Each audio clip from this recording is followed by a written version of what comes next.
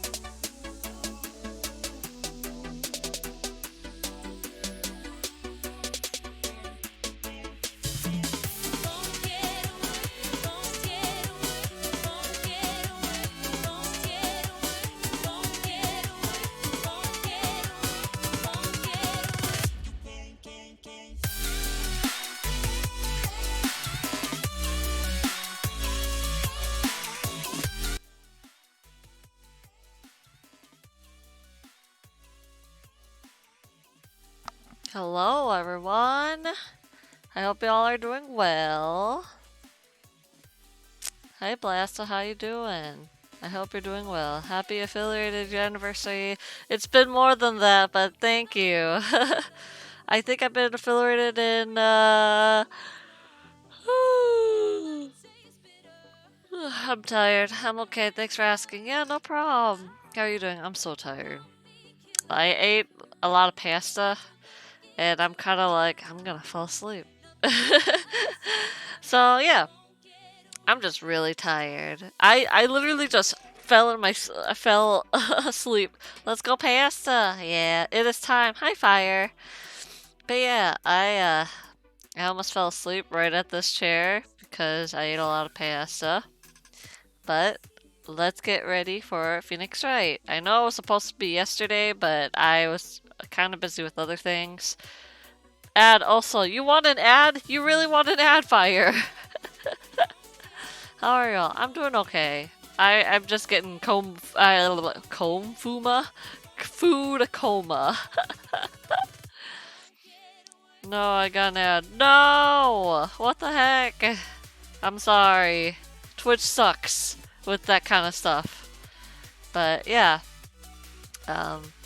I hope that y'all are excited for this Phoenix Wright second game. So, get paid.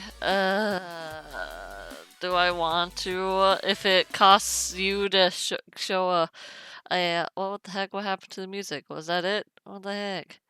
What the heck? Wow, that was it. That one sucked. Anyway, let's hear a better music. This is much better, I think. But yeah, let's get started on it, shall we? Alright. Wah!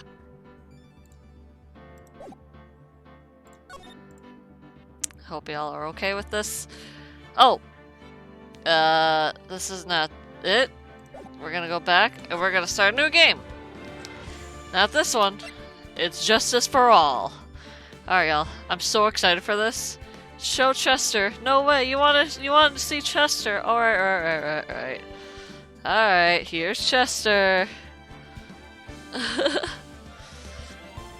This is Chester, everyone. There you go. This is Chester. I'm gonna put Chester like... I could just do this. There. There's Chester.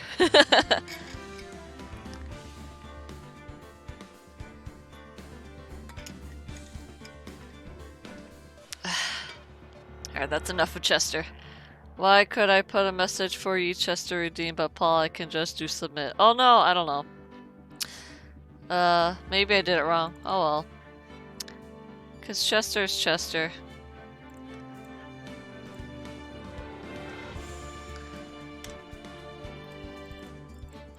Come on. Oh my god, color, please. I'm getting angry at this. There we go. Much better. Chester looks happy. Chester does look happy, but that's actually hurting me. Alright, Chester. I'm gonna put you... I'll put you here. I gotta wake up. Let's get this, shall we? Bye, Chester.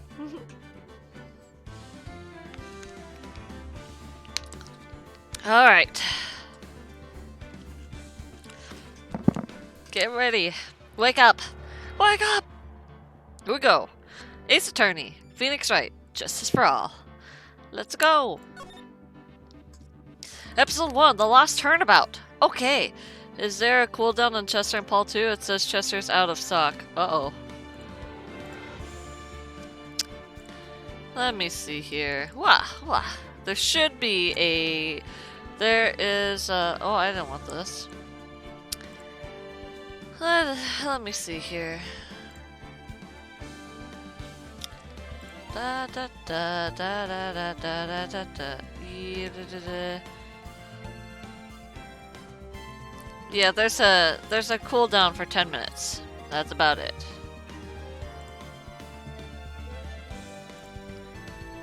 And it's the same for Paul.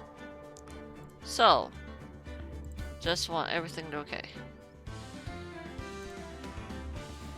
Anyway, back to this. The Lost Turnabout. Let's start it, shall we? Oh my god!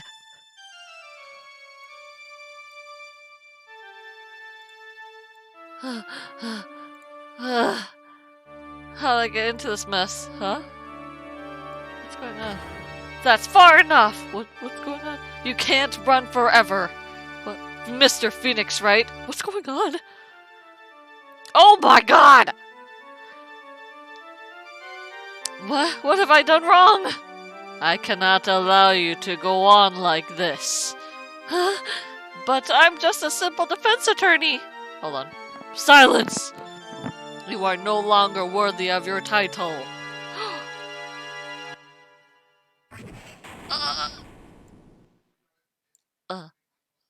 Very cool. I'm sure I remember Twitch said before if there was a time cooldown, it's all, anyway, it is time. Okay.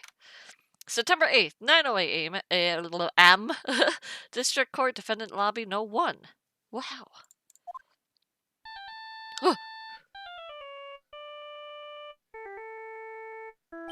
What a nightmare. I bet it was this ringtone that caused it. Ooh, excuse me. I really shouldn't be dozing off right now before a trial starts anyway. Huh? Looks like they hung up. Ah, good. I finally found it.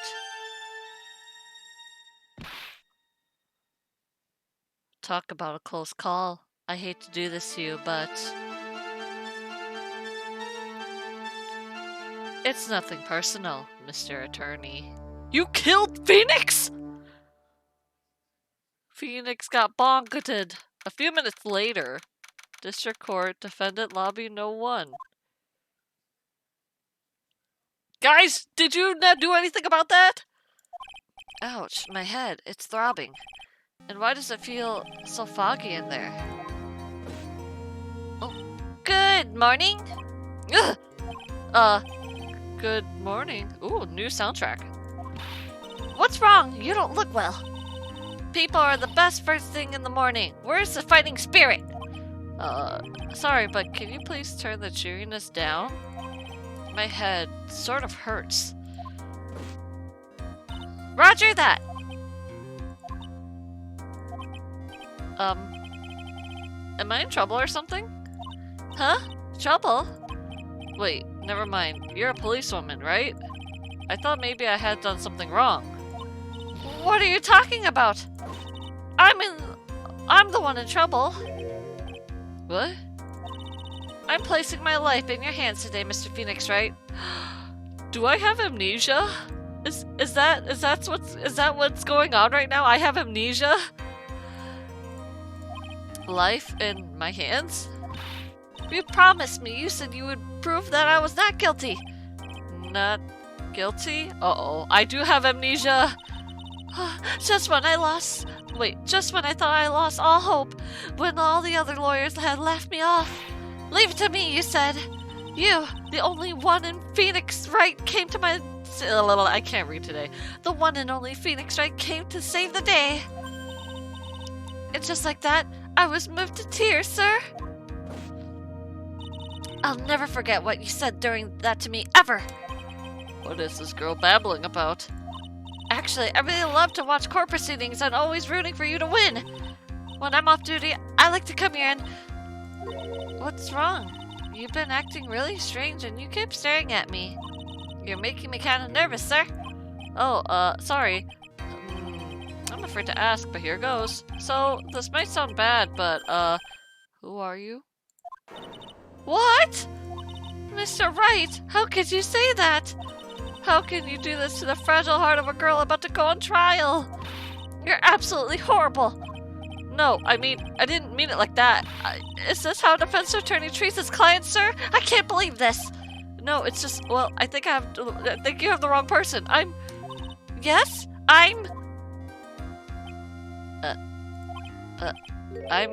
Who am I?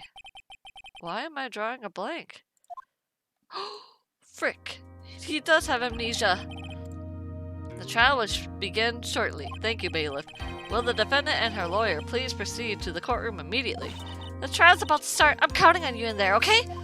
Bruh. Okay. I guess I must have amnesia. You think? Let's see. What can I piece together? From the sound of things, it's probably safe to say that I'm a defense attorney. And that girl, I said I'd prove her not guilty. I can't believe I made such an irresponsible promise. Ugh! Someone please! Tell me this is just a bad dream! Why do I get the feeling this is one dream I won't be waking up from? Ugh. Oh my god. September 8th, 10 a.m. District Court, number 2.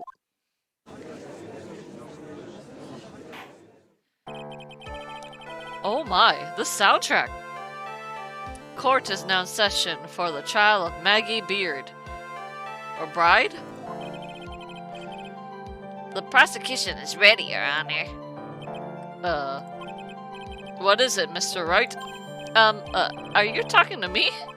Do you see any other defense attorneys here? I guess not. Now then, are you ready? Can I say no? What if I said no? Would that be alright? Of course it wouldn't. Then why bother asking to begin with? Actually, you see, Your Honor, my memory is kind of... The court will not hear the defense's excuses. Because the defendant is a member of the police, this case is under great scrutiny. Oh, God. Therefore, we must make this trial fair but swift, Okay. I believe I have told you this before. I hope you're not telling me you've forgotten. Actually, I have. Mr. Payne, your opening statement, please. Yes, Your Honor. As I'm sure you're well aware, the defendant is accused of killing her lover. What's worse, her lover was a fellow police officer. A policeman?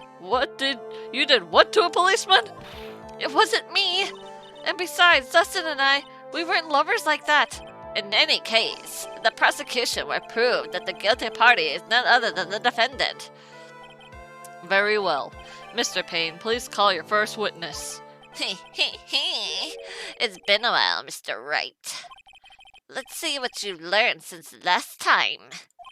I won't show you any mercy this time, rookie. Okay. And who are you again?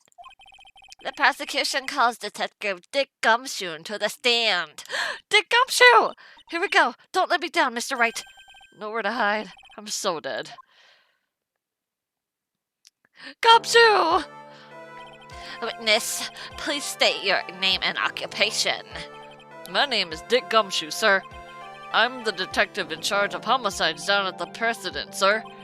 You don't look very well, detective. Well, sir, the defendant, she works under me, so, you know. You work under that detective? Yes, sir. And while I was a trainee, he always watching out for me, sir. He's such a wonderful guy, sir. I'll never forget what he's done for me. Okay, calm down. I believe you.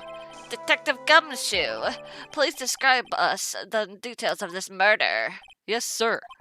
It happened at the park near headquarters, Expose Park. Oh. The victim was one of the local cops, Dustin Prince. He was pushed down from the benches on the upper path, sir. And landing beat his body up bad and snapped his neck. The details are listed. Oh, the details are listed in the report that distributed yesterday. Ah, yes, an autopsy report, correct? Happy birthday. Cortex, it's not my birthday, but thank you. Happy birthday. Why do I not remember getting a copy? I see everything is in order here. Even the estimated time of death is unusually well documented. The victim's watch stopped from the impact of the landing, sir. Happy birthday, champ. Fire, it's not my birthday! It's an inside joke! The results of an autopsy confirm the time of death. If I may, Your Honor, the prosecution would like to submit this photograph. Very well, the court accepts it into evidence. Happy birthday, Canada! Guys, girls, thems! Crime photo 1 added to the courtroom. Okay. Now then, I recall at yesterday's preliminary hearing, a very important piece of evidence was brought to our attention. Yes, Your Honor. Yes, sir. Yes, I guess? Mr. Wright, is your head on right today? There was a very crucial piece of evidence found under the victim's body. Was there? Have you lost your mind? Well, actually, it's just nerves. Give me a second. What? How can you talk like such an amateur? I thought you were pro, sir. All right, sir. I'll help you through this. At a time like this, maybe you ought to take a glance at the court record. Court record? Yep. Info about evidence and people involved in this case are all listed there, sir. You can look at the court record by pressing tab. Tab, huh? You really know you're talking, don't you? It's too bad I'm a cop, right? Just think, I could totally be a legal aid instead. Mr. Wright? Yes, Your Honor. Court is in session. Save your chit-chat for later. Sorry, Your Honor. Well, I guess I'd better check the court record and see what I can find. What was it again? Tab. This?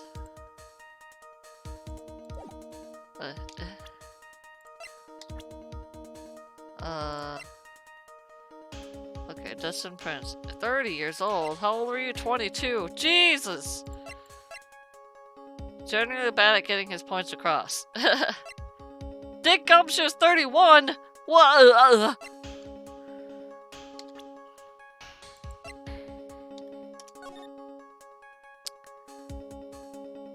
Alright, that time, it looks like it says 7? Body was also covered in bruises. 6:28 p.m.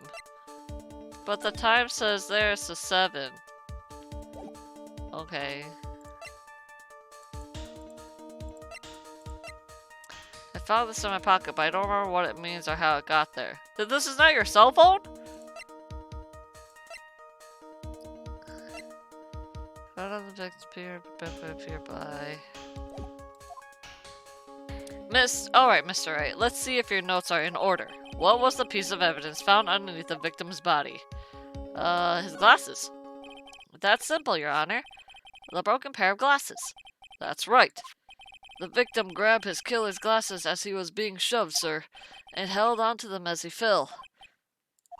Hey, why are you giving me an evil eye? Those glasses you're wearing. Yes, this is my spare pair.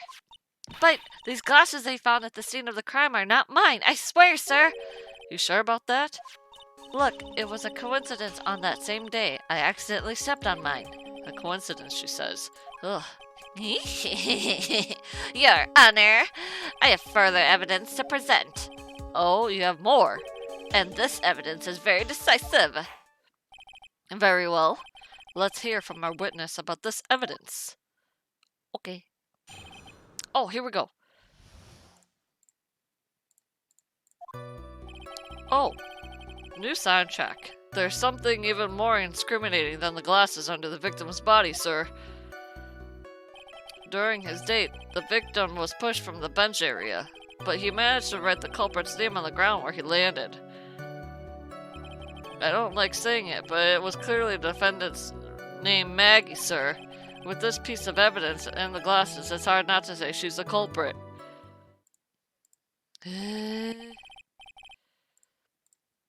This is the picture of the writing, Your Honor. Oh, he did. Why, this is... Yes, I can see that her name is clearly written in here. The prosecution would like to submit this picture. Understood. The court accepts it into evidence. Okay. As if the glasses alone didn't make you look suspicious. The victim even wrote your name clear as day on the ground. But I already told you those glasses aren't mine! And how do you explain his dying message? It's a conspiracy! I'm not guilty, sir! Wait. Mr. Wright, you may cross-examine the witness. Cross-examine? This is it! I'm counting on you! Sure, but what am I supposed to do? What?! This isn't like you at all! Normally, this is the part where you get in the witness's face! Get in their faces and do what? I guess there's no way around it. Okay, I'm going to lend you a hand. The prosecution's witness will hide all things from the court, which means they lie from time to time. Lie? But isn't that detective your superior? Well, even if they don't mean to lie, sometimes people just remember things wrong. Like that detective. He does sort of look like a scatterbrain. It doesn't matter. Either way, it's bad for us, sir. That's why when you question a witness, you have to find and expose their lies. Mr. Wright, your cross-examination, please. Yes, Your Honor. Talk about trial by fire. Here goes nothing. As long as I can expose the lies, we should be all right. Okay.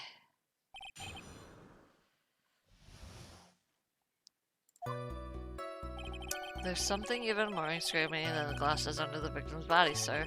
During his date, the victim was pushed from the beach area, but he managed to write the culprit's name on the ground where he landed. I don't like saying it, but it's clear the defendant's name, Maggie, sir. With this piece of evidence and glasses, it's hard not to say she's the culprit.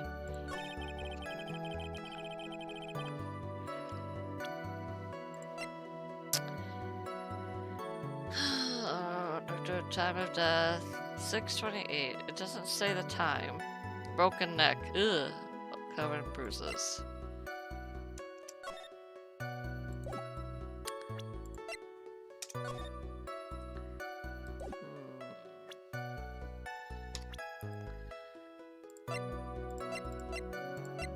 Wait a minute.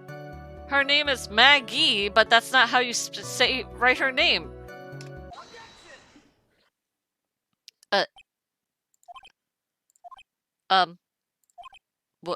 What is it?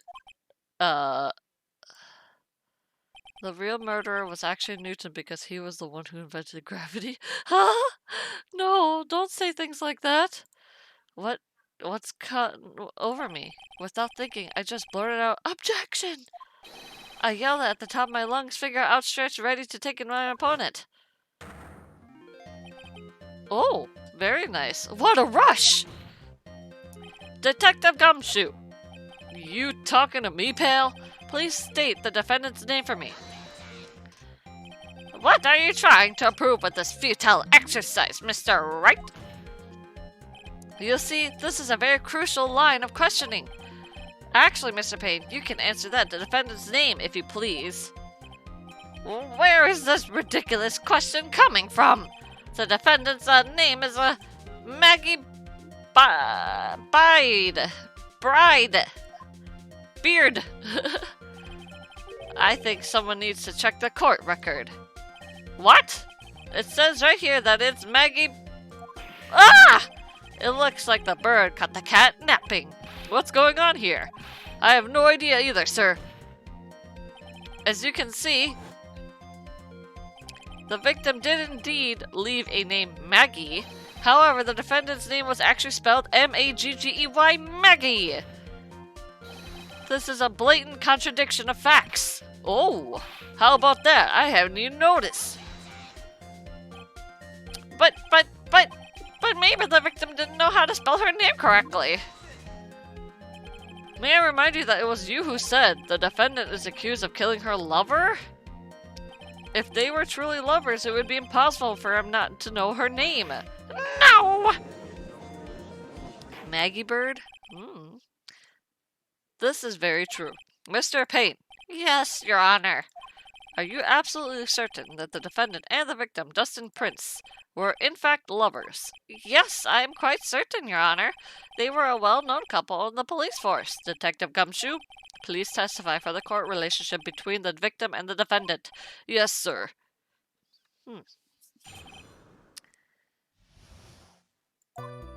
Officer Prince and Officer Beard, or Bird, have been going out for about half a year.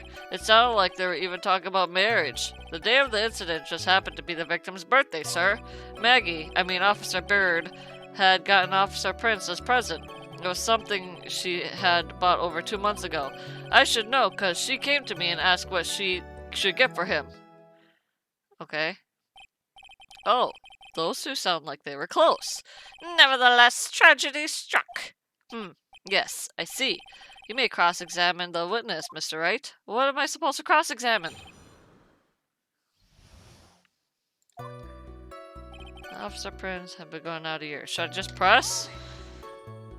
How do you know about this? Every year in March, we have a training camp for us cops. Officer Bird was a rookie at the time, and she had Officer Prince seem to head it off. Huh. Actually, I was supposed to go too, but I couldn't pay the deposit for the trip, so I didn't. If only I had gone on that trip. What is it? Oh, nothing, sir. Really. Anyway. Huh. It sounded like they were even talking about marriage. Okay, the day of this, it just happened to be his birthday. Okay. Maggie, Officer, had gotten a present. What was the present? He seemed to know a lot about the defendant.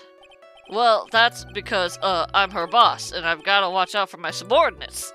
But even what she was going to give him a present, isn't that going a bit too far? Hey, pal, what you say? I know everything that happens under me. If someone so much as scratches their... Oh, I really don't need to know that much. Mr. Wright, please refrain from badgering the witness. I agree. Even if this witness has a crush on the defendant, that should not be the point of discussion at the time. Whoa, wait a second, why are we talking about this? It's all your fault, pal! You're guilty, guilty, guilty! I should have you arrested! I think the good detective is about done here. It was something she had over about 2 months ago. What was it? 2 months ago? Yep, she's a very considerate woman, pal. So, what was this birthday present? She got him a glove. A single glove? Why would she only give him one? Actually, Your Honor, the glove in question is the baseball glove. Oh, I see, a baseball glove. Officer Prince was a huge baseball fan. A baseball glove? Can I press further, please? Just now, I believe you said that the present was something she had bought over 2 months ago. Yeah, Are you saying she bought the glove at a store that far in advance? Nah, nothing like that, pal. Then what is it like? She ordered it. It was custom made. Custom made? A glove that was custom made. Yep, that's what I said. Huh? So the glove was custom made. Your Honor, I really don't see how this glove is related to this case. Yes, it would seem that there is little relevance. What do you think, Mr. Wright? Do you think this glove is really relevant to the case? Yes, it is relevant. I don't know where this will lead me, but... of course it is relevant. That glove is the key to this whole case. Yes, bluffing to the next. Now this is the Mr. Wright I know. I'm so happy you're back, sir. I was wondering how long it'd take. This is great. Pressing people. It feels like I've done this before. As if I used this to squeeze information from even the most lip-tight people. Very well. If you are that convinced, then let us hear more about this matter. Actually, I brought the glove with me today.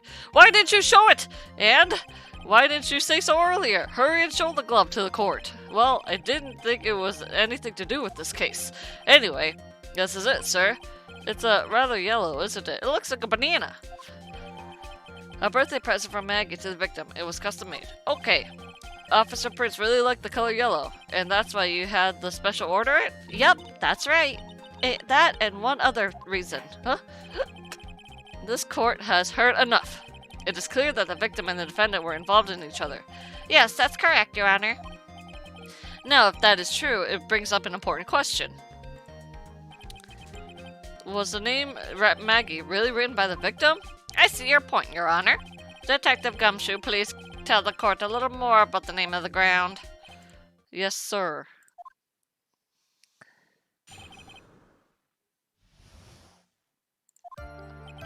We first looked into the handwriting. Unfortunately, we couldn't confirm that it was the victim's handwriting. Next, we checked the victim's pointer finger. We found that there was sand trapped under the victim's fingernail. There were also scratches on his skin that were caused by him writing on the ground. From this, we could confirm that the victim wrote his name with his right hand. Wrote this name with his right hand. Yes, a perfectly logical conclusion. Now then, Mr. Wright, you may cross-examine the witness. Thank you, Your Honor. I guess bird pronunciation makes sense because she's not real, just like birds. What? We first looked into the handwriting. Fortunately, we couldn't confirm that it was, You couldn't confirm that it was the victim's handwriting. Hold on. It was custom made. Bleh. Okay. Next, we checked the victim's pointer finger. We found that there was sand trapped under the victim's fingernail. There was also scratches on his skin that were caused by him writing on the ground. From this, we could confirm that the victim wrote this with his right hand.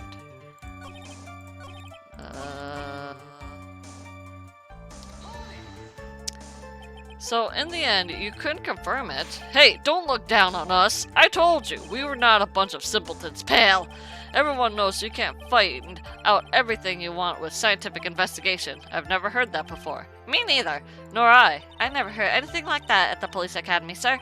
Okay, so I made it up. Anyway. Dang it. Victim's pointer... his pointer finger? You know, the one you're always pointing and waving around in people's faces.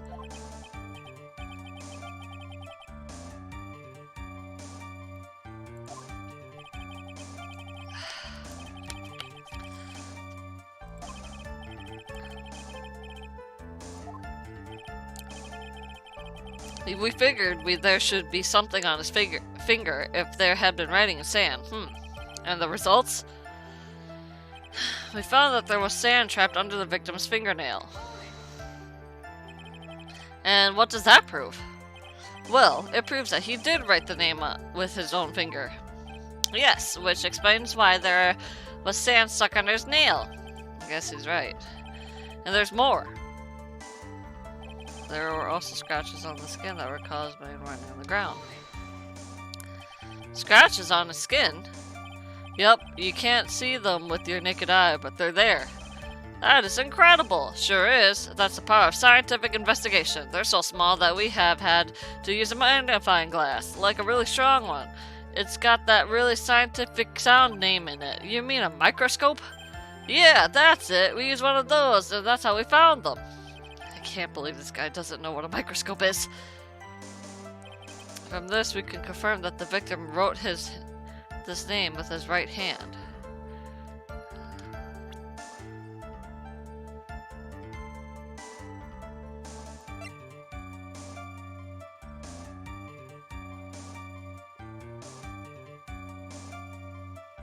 But what if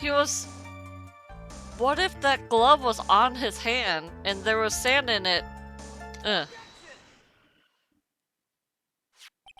Detective Gumshoe, take a look at this. That's a glove, right? Could you tell the court what is special about this glove? What's special? Never really thought about it, but it's really yellow.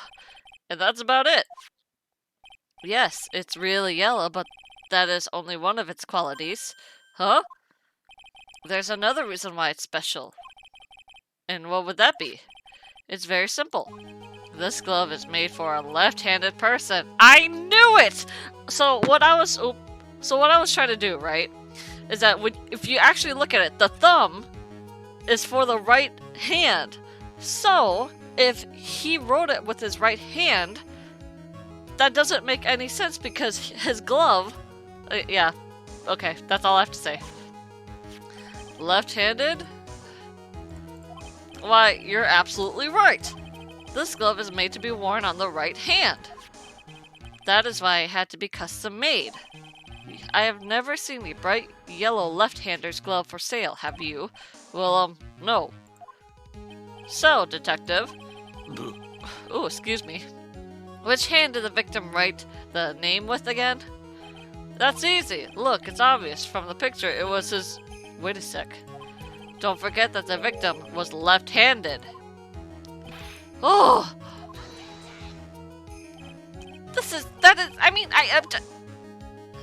Overruled. Mr. Wright, I would like to know what your line of reasoning proves. There's only one conclusion that could be drawn. The left-handed person could not have written a message with his right hand. Therefore, the person who wrote the name Maggie could not have been the victim.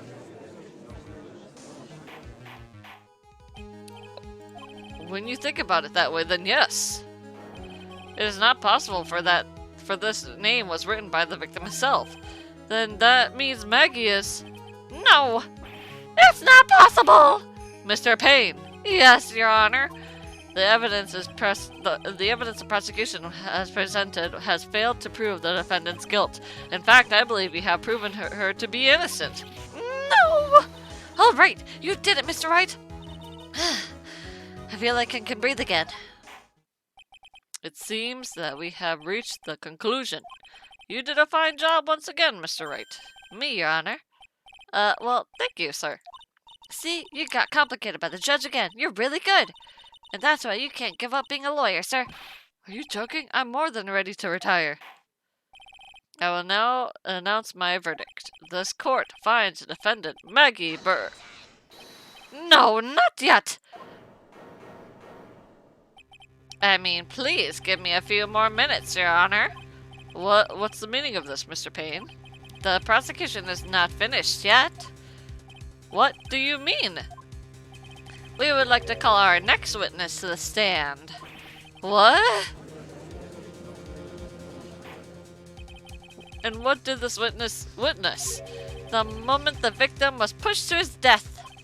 What's more, he saw the very face of the culprit. What the heck?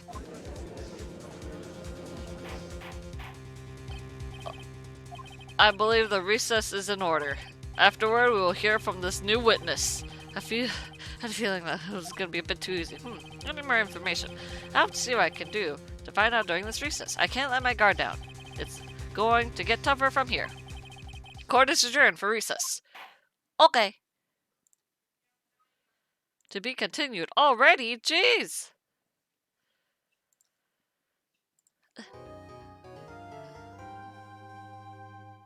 Oh, so cool. Yes.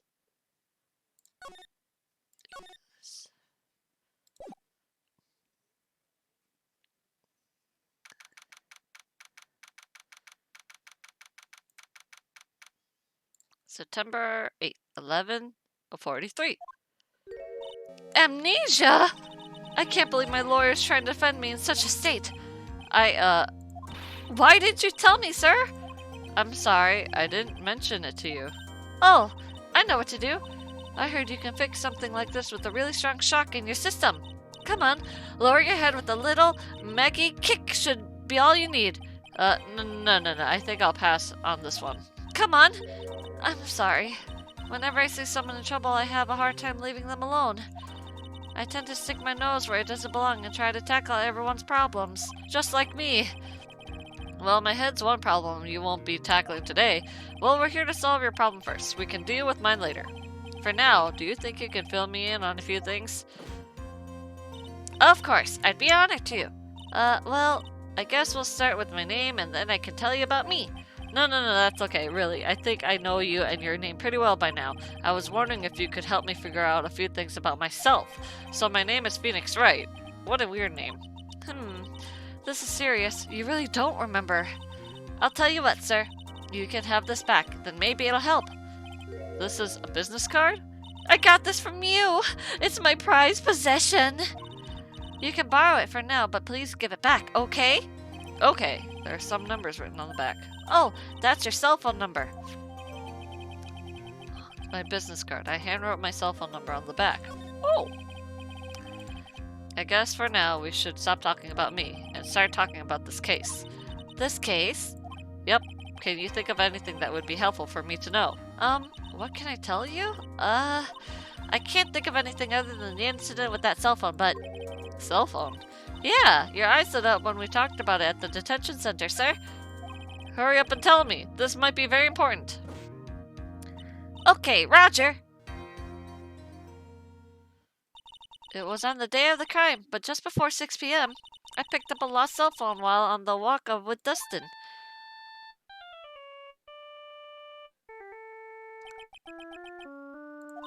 All of a sudden, the phone began to ring. Hello? Oh, thank you. I've been searching for my phone. Is this yours? Oh, I'm glad you called. We can meet up and I can give this back. I'll be right there. I'm sorry. I didn't catch your name. You can call me Maggie. We agreed to meet up at 6 p.m. Dustin and I waited for the person to show up, but they never did. So where's this phone you found now? I gave it to you yesterday. Huh? To me? You mean this? Do you think it has anything to do with the murder? I don't really know, but if my eyes lit up... Ah! You were here all along! You're so mean! Maya! Oh my god, Maya's back! I called you a million times, but you wouldn't pick up! And when I went to check in the courtroom, everyone had already left! Who in the heck is this? Let me guess, I'm supposed to know this girl too. Hey, good morning, Maggie. And good morning to you, too, Maya. So, how's it going? Is there a word for worse than abysmal? Huh? And what if I said that everything will be fine? That's right, it's Maya to the rescue with the ultra-decisive, super important evidence. Here you are, Nick, the thing that you wanted me to bring. Huh? Oh, thanks. What the heck is this? A list? It has about 20 people's name and phone numbers written on it. It's kind of tough, but I managed to dig up some dirt. It looks like these guys are up to no good. No good? As in, there's a group of con artists the police are currently investigating. I think these guys are members of that group. A list of unfamiliar names and phone numbers. Members of a con artist group. Ooh. Why would a group of con artists pop up in a case like this? Don't look at me! And where did you get this list from in the first place? What? Don't you remember, Nick? You're the one who asked me to look this up yesterday. Oh, is that right? These numbers were in the memory of that phone Maggie found. So that's where they're from. You're awfully forgetful these days, Nick. I hope I never get to be a forgetful old prune like you. Maya, actually, Mr. Wright is... Mr. Wright, recess is now over. Please bring the defendant and return to the courtroom immediately. Oh, oops, guess you have to get going. We could talk about you being old later, Nick. Wish us luck. I guess all I have are the pieces now, more or less. All that's left is to put this all together. I'm not going to lose this. I can't. Come on, Nick. Better get a move on. Yeah. Mm-hmm. Sure.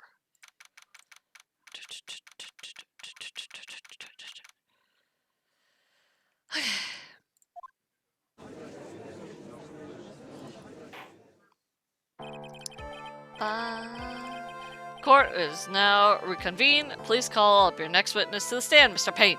Yes, Your Honor. But before I do, if I may say a few words. What is it, Mr. Payne? It's about the next witness. He is attempting to say things that rub people the wrong way, you see. So I asked the court might be a little lenient on... There's no need to give a preface. Just hurry up and call your witness, please. Yes, Your Honor. The prosecution called its next witness a drifter who was taking a walk in the park on the day of the murder. Drifter? Oh, it's him. Please state your name for the court, witness. Before I do, I'd like to clarify a little something. Huh? Oh, alright, go ahead. Just now, when you introduced my wonderful self to the court... Wait, just now you introduced my wonderful self to the court, correct? Perhaps as a drifter who was taking a walk. Did I? But I will not stand for that. Now you've tinted the court's eyes and colored me wrongly. Sure, I suppose calling me a okay.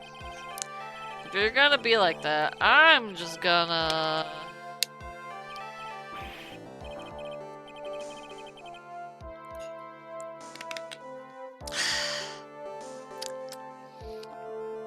Yes, I understand. I'm very sorry. I will be more careful from now on.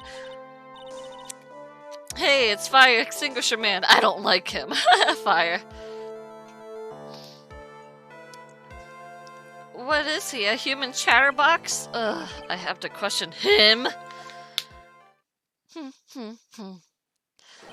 Fashion, cars, women, glasses, and of course, university. First rates only need apply. Glasses? But you aren't wearing glasses. That's enough. Your name, witness. Oh, is that how you want to play this? Using your power to influence to keep the young people down. I see how you work now. You old people and your dirty tricks. You thought you had me, but you thought wrong. I'm sorry, it won't happen again. Oh man.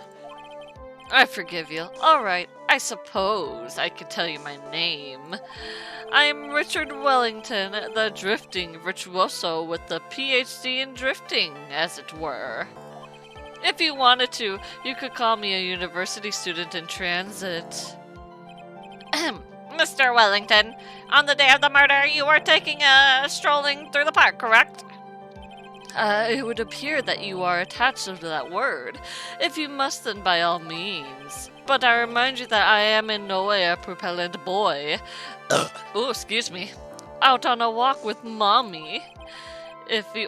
Anyway, please testify to this court that you're during the walk in the park. See, you said it again. Taking a walk. You know you... What you witness will do, Mr. Wellington. Oh my god.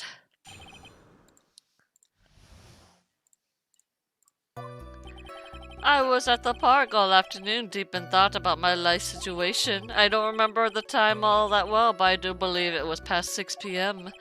All of a sudden, a police officer falls above, right in front of my eyes. Without a thought, I looked up and there met the eyes of a charming young lady. Of course, I remember her sweet face. It was of that pretty defendant there.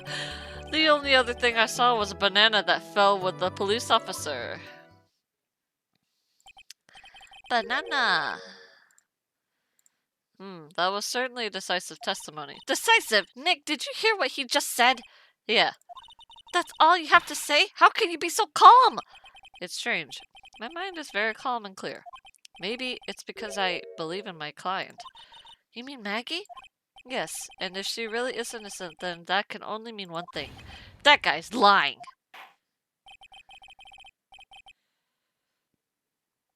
You may now question the witness, Mr. Wright. I'll find out the truth, no matter how well you craft your lies.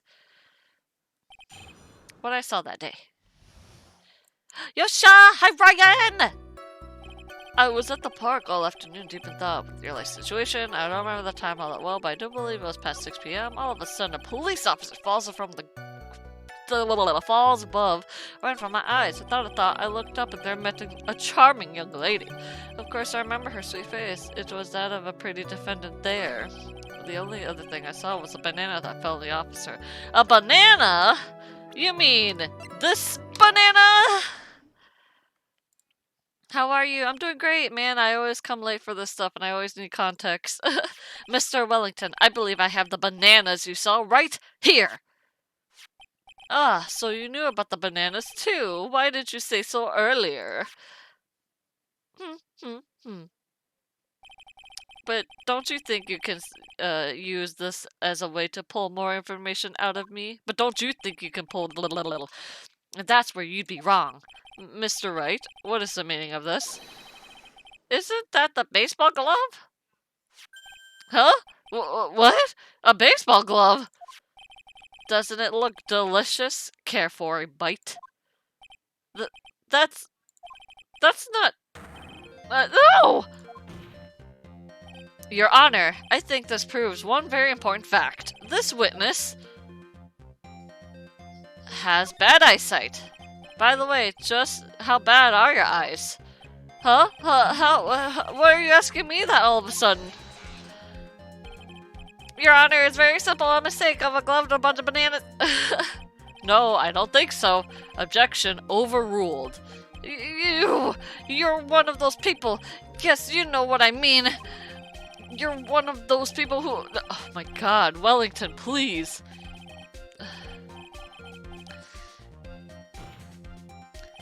And that is why I ask you how bad your eyesight is. They're both 200. I suppose you're going to tell me that's terrible, right? Why are you not wearing your glasses today, then? That's because I lost them recently, you see. Of course, I was planning on getting a new pair made right away, but you know, my glasses are no ordinary glasses, so to replace them... How about when you witnessed the crime? Were you wearing your glasses then? Oh, God! Don't do that, please. How about it, witness? You are an unrelenting evil man. You're like those people in the Joan Arc courageous...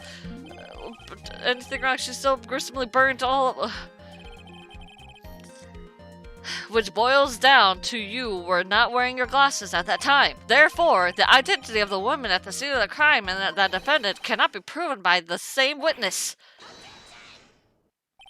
But the height difference was only 9 feet. It was very possible for him to see the face of the culprit standing in the upper path.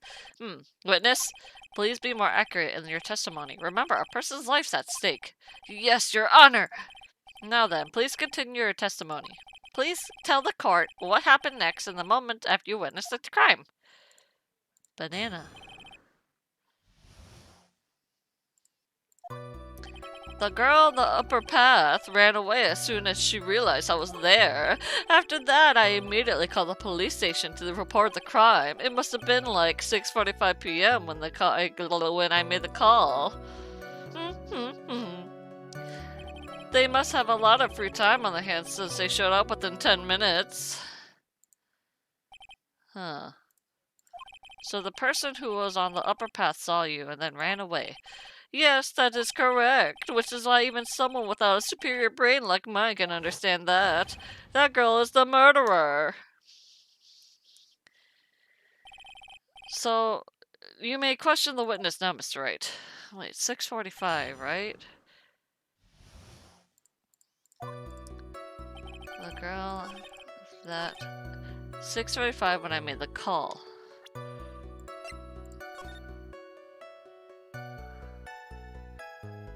Okay, that's 7. Nope. Wait, what? Time of death was 6:28. Why did it take you so long to make the call? Mr. Wellington, would you please take a look at this? Why did it take you 20 minutes to make the call, man? You mean the victim's autopsy report? According to this, the murder occurred at 6:28 p.m. So what of it? You said that you called the police immediately after the murder took place. However, by the time you had to call the police, it was already 6:45. There's clearly a 15-minute gap here. Do you deny it? I think this court would like to hear what you were doing during this 15-minute gap. The witness was in shock at the time after witnessing a terrible murder. 15-minute shock, really? It's only to be expected that he would be a little dazed. 15 minutes is hardly what I call a little daze. Ah! Mr. Wellington, yes? Explain yourself. What were you doing during those 15 minutes? Answer the question. Huh? Spit it out! I was searching for a phone booth. But there was a phone booth right there! You mean you don't have a cell phone? You and your questions, as if you're trying to open all the layers of Matryoshka dolls. You must think you were really something special. Witness. I lost my cell phone. There, are you happy? You lost it? Unbelievable. You lose your glasses and your cell phone. You must be very scatterbrained when it comes to your belongings. What? Are you saying that first-rate people are never allowed to lose things? Haven't you heard of... Okay. Context, please? Hold on just a sec, Ryan. After this. This guy loses a lot of things. Thanks, Fire. Wait, hold on a second. He lost his cell phone. Nick! That cell phone! Could it be? You mean this phone Maggie found? There's no way. Boy, I didn't see this coming. What should I do now? Question further? Mr. Wellington, where is your cell phone right now? What are you getting all excited about? You seem to be a little confused. I found my phone, I'll have you know. See, here it is. Oh, I see. Looks like he's got his phone. And I thought that just maybe be what this was. Well then, I think we've cleared this issue up. At the time of the murder, the witness did not have his cell phone because he had lost it. Therefore, the delay in his call was caused by his search of the phone booth. Well, that's the gist of it. I guess you could put it that way and leave it at that. Do you have any further questions, Mr. Wright? There's something! Your Honor, the witness testimony does not make any sense. I don't believe that there was ever need for the witness to search for a phone. How dare you! You can't just make outrageous claims like that. Do you have any sort of proof, don't you? Well, yeah, I do! Alright, let's have this proof then. Please present proof that the witness had no need to search for a public phone booth. Let me check this real quick. Yep, there it is. Awesome. Right. Take that! It's quite simple, actually. Please take a look at this. At the crime scene photo. Is there a problem with it? Oh, there's nothing wrong with the picture. But if you don't understand my logic after looking at it, something is wrong with you. No! It's a phone booth. That is correct. All the defendant had to do was take 3 steps. Mr. Wellington, why did you not use a phone that was right in front of you? Ugh! Order! What does reporting the crime a little late prove for the defense? Bruh. The witness can't explain what he was doing in those 15 minutes. That is a reason enough to throw suspicion on his testimony. Yes, this is very true. What do you have to say for yourself, witness? Then I bet this phone really is his, Nick. He must have killed Dustin to get his phone back. But Maggie said that she was going to return it to him. So there was no reason for him to kill for it. And on top of that, we still have the phone she found anyway. But if he wasn't looking for a cell phone, maybe he was looking for something else? Was he? Mr. Wright. Yes, Your Honor. Do you have any thoughts you would like to share with the court? Can you offer an explanation as to what the witness was doing in those 15 minutes? Sorta? There's one possible explanation. Alright, let's hear your explanation. However, be forewarned that if your explain is not persuasive, you will be penalized. Think carefully before you present. Okay. Oh, great. I probably shouldn't have said there was only one possibility.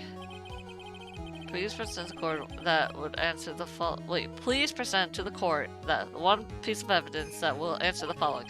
Why did the witness call the police right away?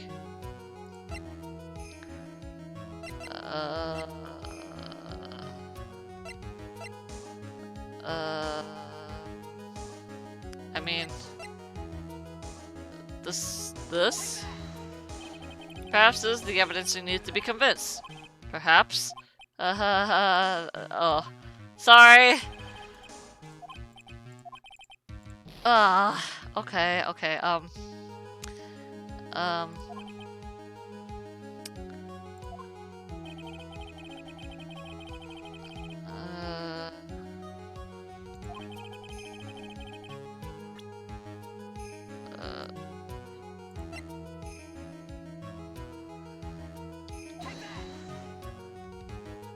Oh, okay, his glasses. Attorney badge, lol.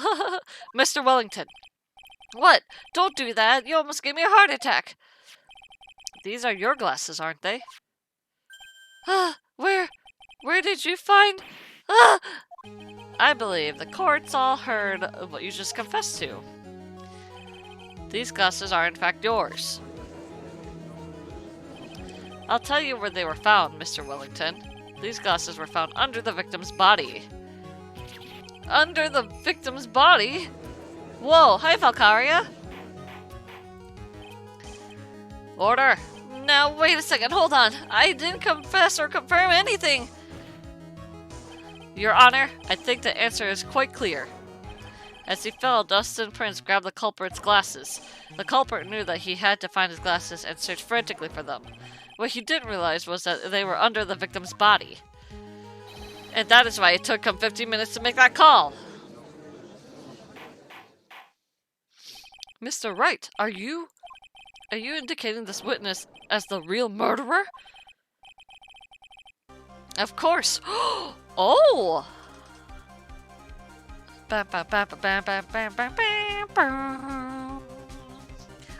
this is nice.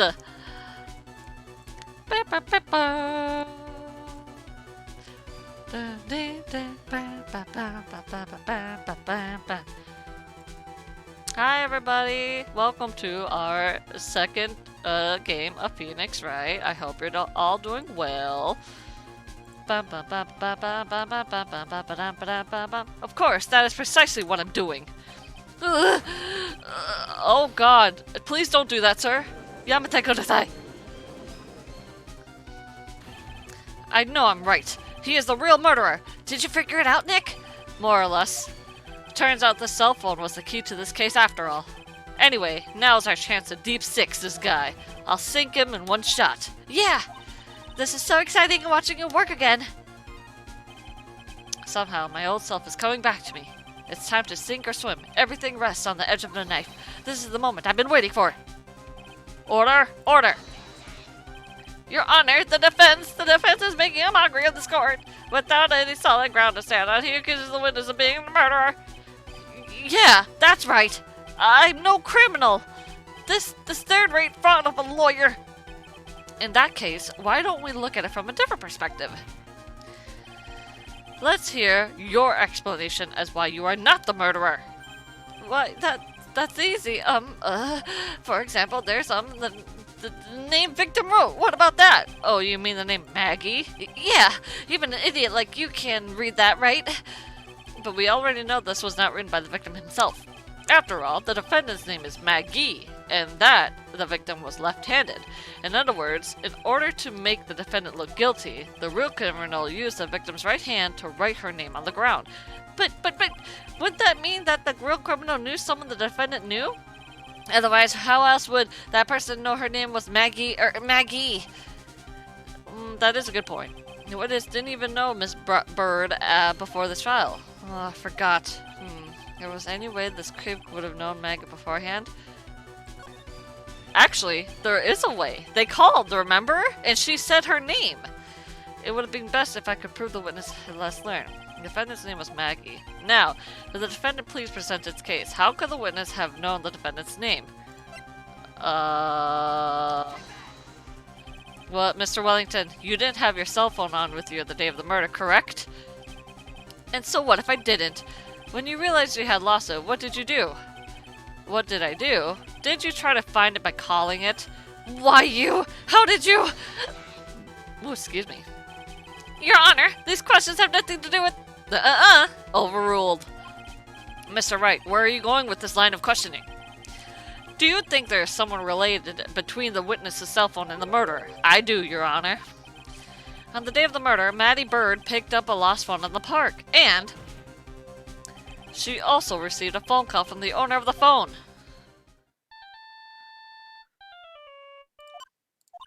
Hello? Oh, thank you. I've been searching for my phone. Is this yours? Oh, I'm glad you called. We can meet up and I can give this back. I'll be right there. I'm sorry, I didn't catch your name. You can call me Maggie.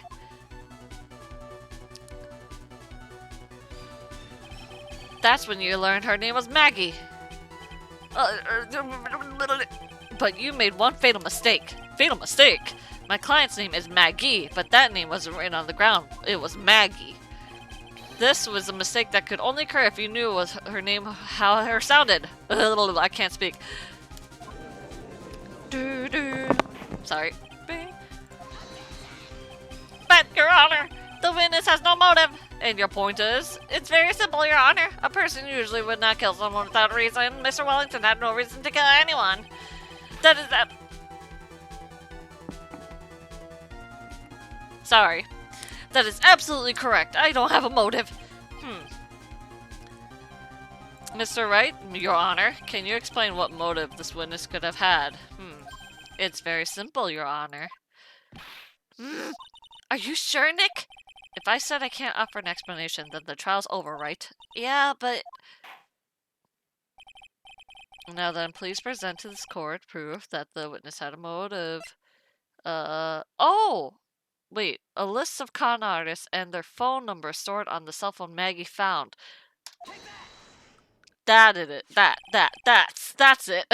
Mr. Wellington's motive is right here. What is this? A list? These phone numbers were pulled from the memory of the phone the defendant found. And we have determined that the people on this list are certain members of a group.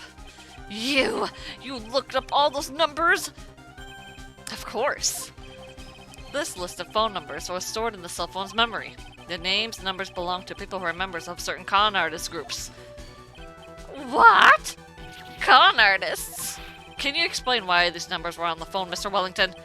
This is an outrage, an invasion of privacy. Looking up the phone numbers were on a person's phone is a worse crime than murder. Bruh, what? We kinda need to look at them. I don't care, Mr. Wellington. Dang! All I want is for you to tell us what this list is about. You think any of you, know what this has to be a refined man such as me? Your Honor, this is an unjustified badgering of the witness. Objection overruled. Mr. Wright, what is the meaning of this? Why would the witness have the numbers of a group of con artists on his phone? Isn't that obvious? The witness is a member of that group. Mr. Wellington is a member of this very group. No! All of your friends' phone numbers were stored right here on this phone. If anyone were to look into these phone numbers, it would be all over for you. That is why you had to kill. No! This is too much!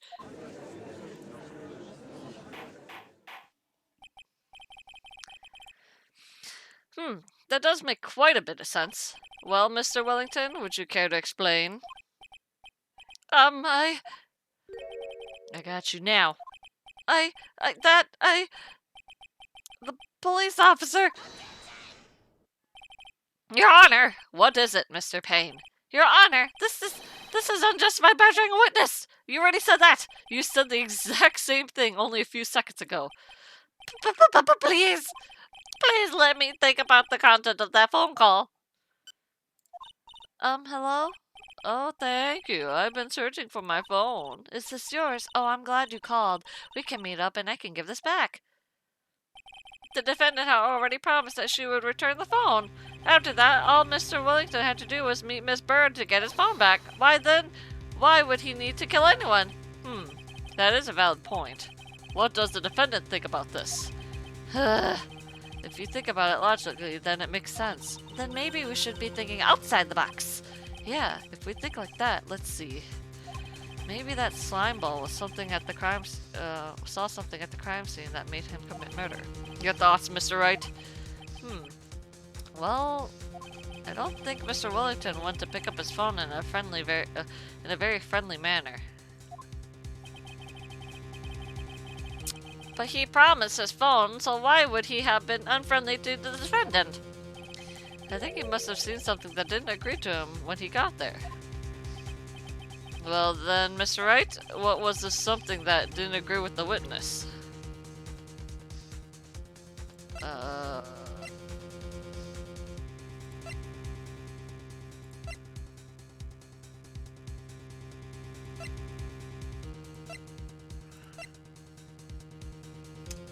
Nope, that's not it.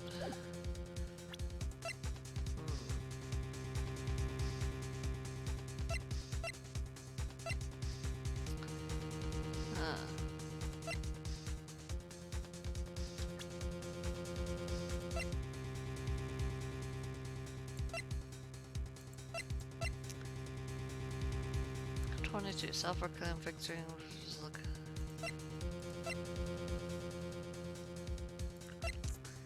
I don't know.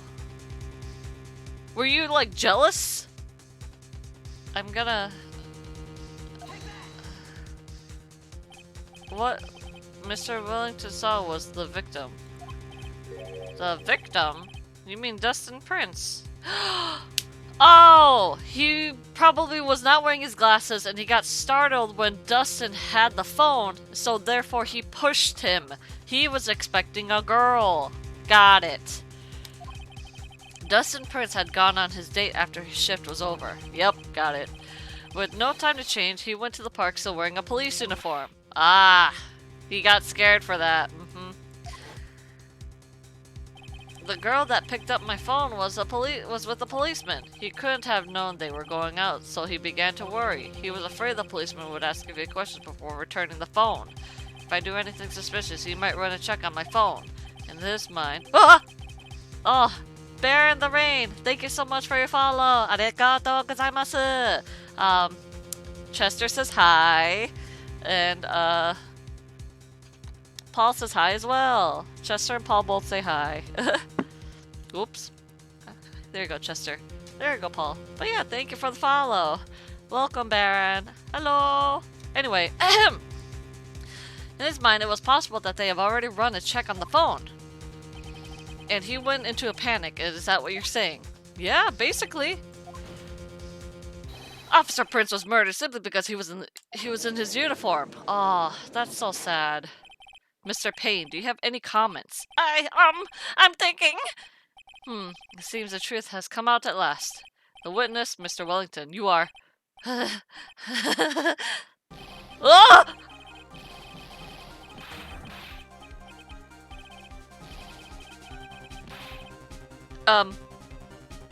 You good? Anyway. Impressive. Not bad for a person with a third-rate education. What's that supposed to mean? The evidence! Evidence! Ugh, that guy's really creeping me out. Oh my god! All you've been waving around is talking about that suspicious cell phone. Suspicious phone number this, suspicious con group that, they're all on that phone. But who's to say that phone is really mine? Where's your proof? Your evidence? You want proof that this phone is yours. I told you earlier. That phone I lost, I've already found it. You don't even have the slightest idea who the phone in your hand belongs to. But you can be sure if it isn't mine, you simpleton. Huh?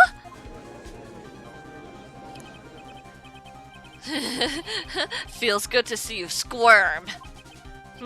We do seem to have a problem with our hands with this phone.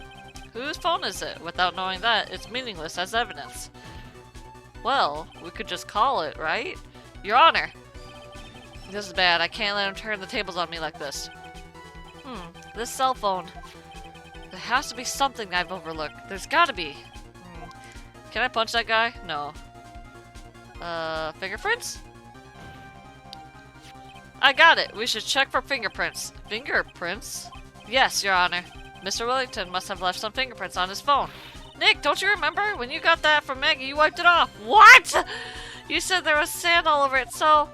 Oh, great. Pretty thoroughly, too.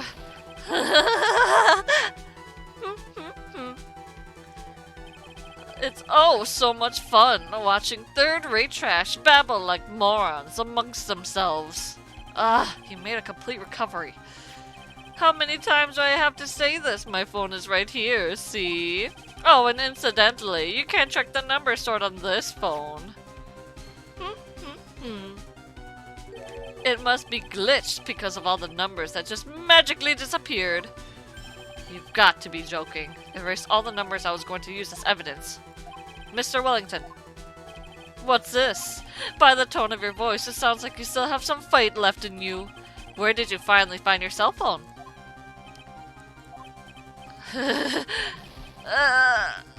Oh, you are too much. And of course you have no idea what I'm talking about.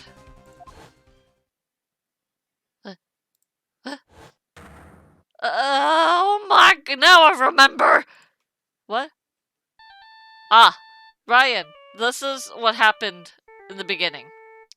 So Phoenix actually lost his memory because this guy hit him with a fire extinguisher. Huh, looks like they hung up. Good. I finally found it.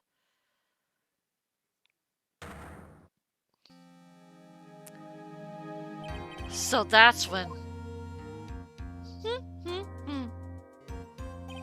What's wrong, Mr. Attorney? Why the harsh glare in your eyes? Nick, we've worked so hard to get here, but if you don't do something quick, he's going to get off scot-free! I know this phone has to be his. But how am I supposed to prove something like that? You have a card of your phone number, right? If you cannot prove who the owner of that phone, cell phone is, your indictment has no basis and therefore no power. It looks like you came up a penny short. No!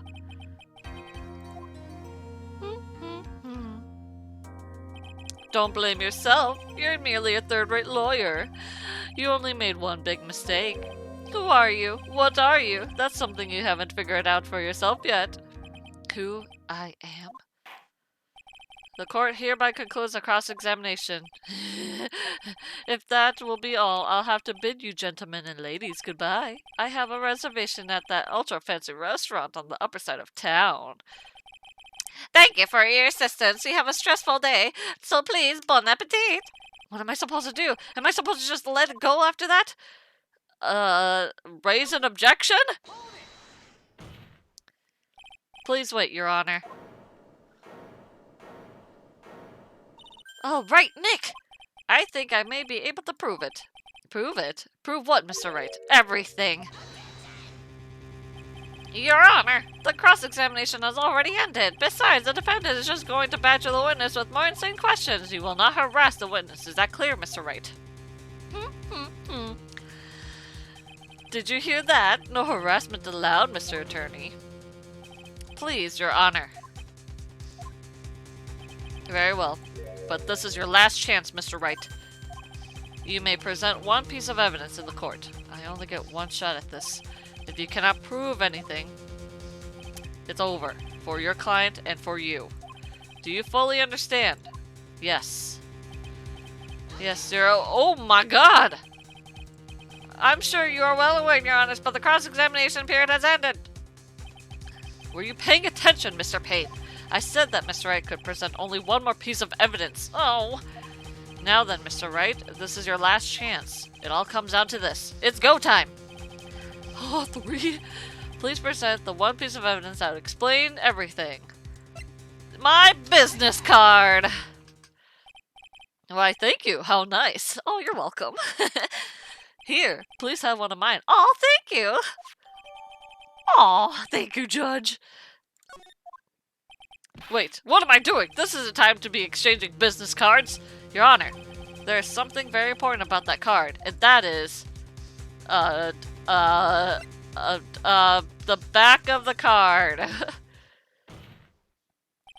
The card is important because it's of what it has on the back. Huh? You wrote your cell phone number on the back, but that's exactly it. Can you please call this number from your cell phone? Huh? Right now? But court is still in session. It's okay. You'll see. Okay, if you say so. If the defendant's preparing something, Mr. Wright, we are going to call my cell phone right now. And then the court will see everything for what it is. Of all the idiotic, stupid things.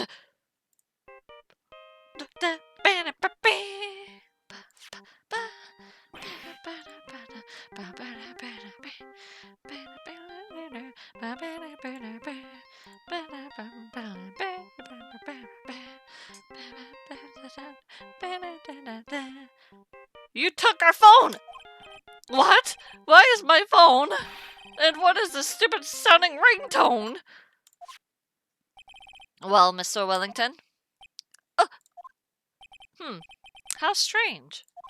I could almost swear that you're holding my phone. You're... No, I can't. By the by, before I forget, thank you very much for the lump of the head this morning. I don't think I need to explain any further except to say... When you went to retrieve your cell phone, you mistakenly took the wrong one.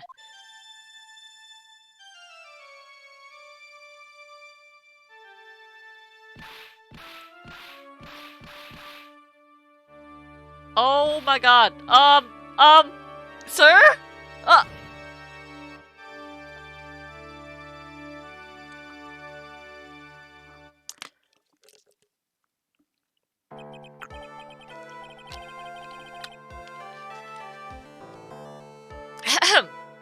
Well, that was something. Please do not try that at home, everyone. So that is what happened. You were knocked out by Mr. Wellington. He is a man who lives on his pride and self-image alone. And in order to hide his involvement with the con artist group, he has become paranoid and has lost all ability to make rational judgments. Then, Mr. Wright, the phone you're holding. It's Mr. Wellington's, naturally. Oh. Speaking of that man, how is he, Mr. Payne? He's arrested and been taken away, Your Honor. Very well. Now then, this court finds the defendant Maggie Bird not guilty. Whew. That was actually a very long prologue. Excuse me. That is all. Court is adjourned. That was actually a very long prologue. Holy cow. September 8th, 2:16 p.m. Well. I knew that the real you would shine through eventually. I'm so moved by what you've done for me, sir. Thank you so much, Mr. Wright. I feel really bad for Dustin. He didn't do anything to deserve this. It's probably because of me. Huh? My whole life has been nothing but a whirlwind of bad luck and failures. Your whole life? That can't be that bad, can it? Since I was 6 months old when I fell from the 9th floor of Since I was 6 months old when I fell from the 9th floor of my apartment building, I've been hit by all sorts of vehicles, gotten sick from all sorts of foods, failed at almost every test I've ever taken, experienced almost every kind of disaster, and never won or even tied at a game of tic-tac-toe. My life has really been nothing but a string of disasters. That is, pretty bad. Up until I got into college, I was known as the Goddess of Misfortune. Oh. And then at the academy, everyone called me Lady Luckless. Oh! Lady Luckless? What's worse is that my misfortune always seems to latch around those around me. What do you mean? When I see someone in trouble, I always try to help. That's right. You were talking about this earlier. It happened again recently too, sir. There was an old lady pacing back and forth at the pedestrian crosswalk. I gave her my hand, and before I knew it, we were having dinner at my house. Huh? Oh. I'm sure that Dustin's gone because of me. That's not true! That club didn't even have any sort of special meaning. It was just a present to say thanks for covering one of my night shifts. Oh, I see. Everything's all my fault. Dustin's death, your head being all messed up. Well, I don't think my head is all that messed up yet.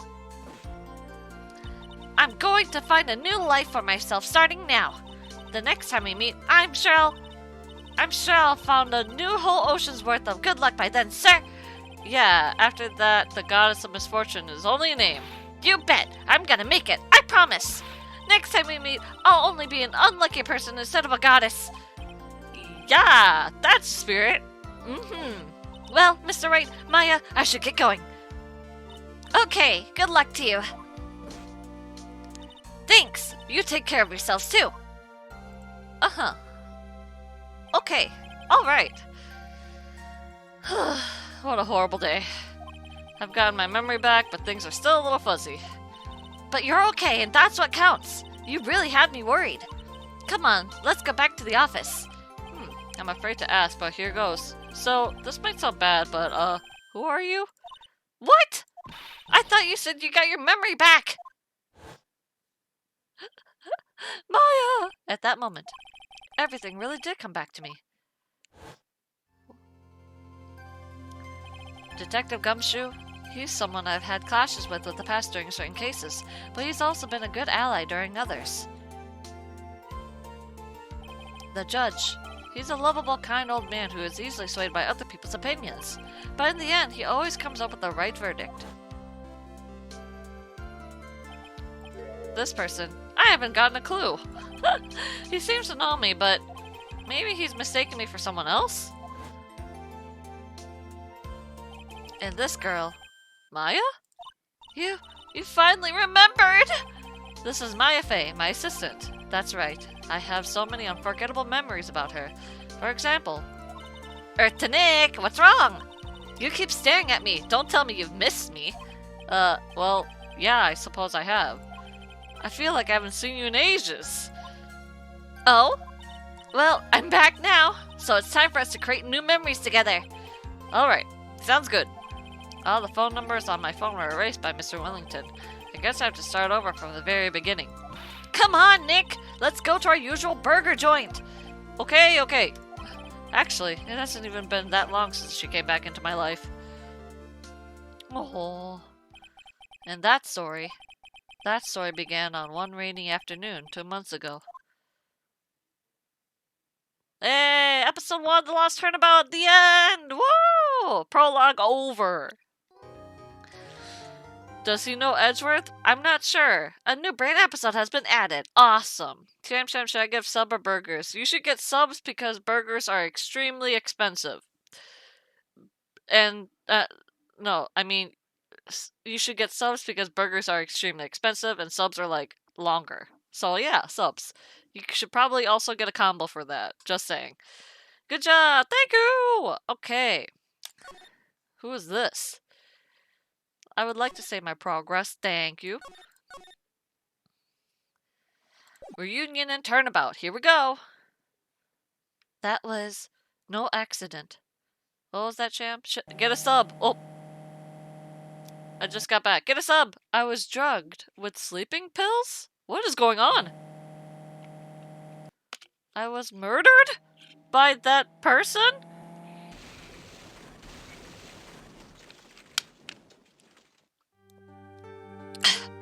What the hell? That's why I took my revenge. It's only fair, isn't it? Eni?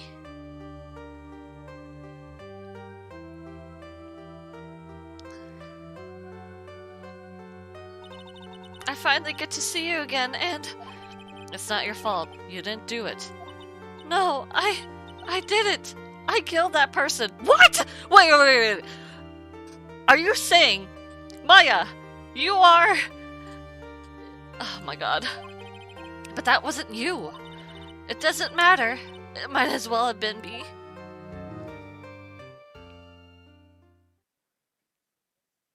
Maya gets accused for murder again! The events of that gloomy rainy afternoon has started this whole mess. Keep playing through my mind. Oh my god.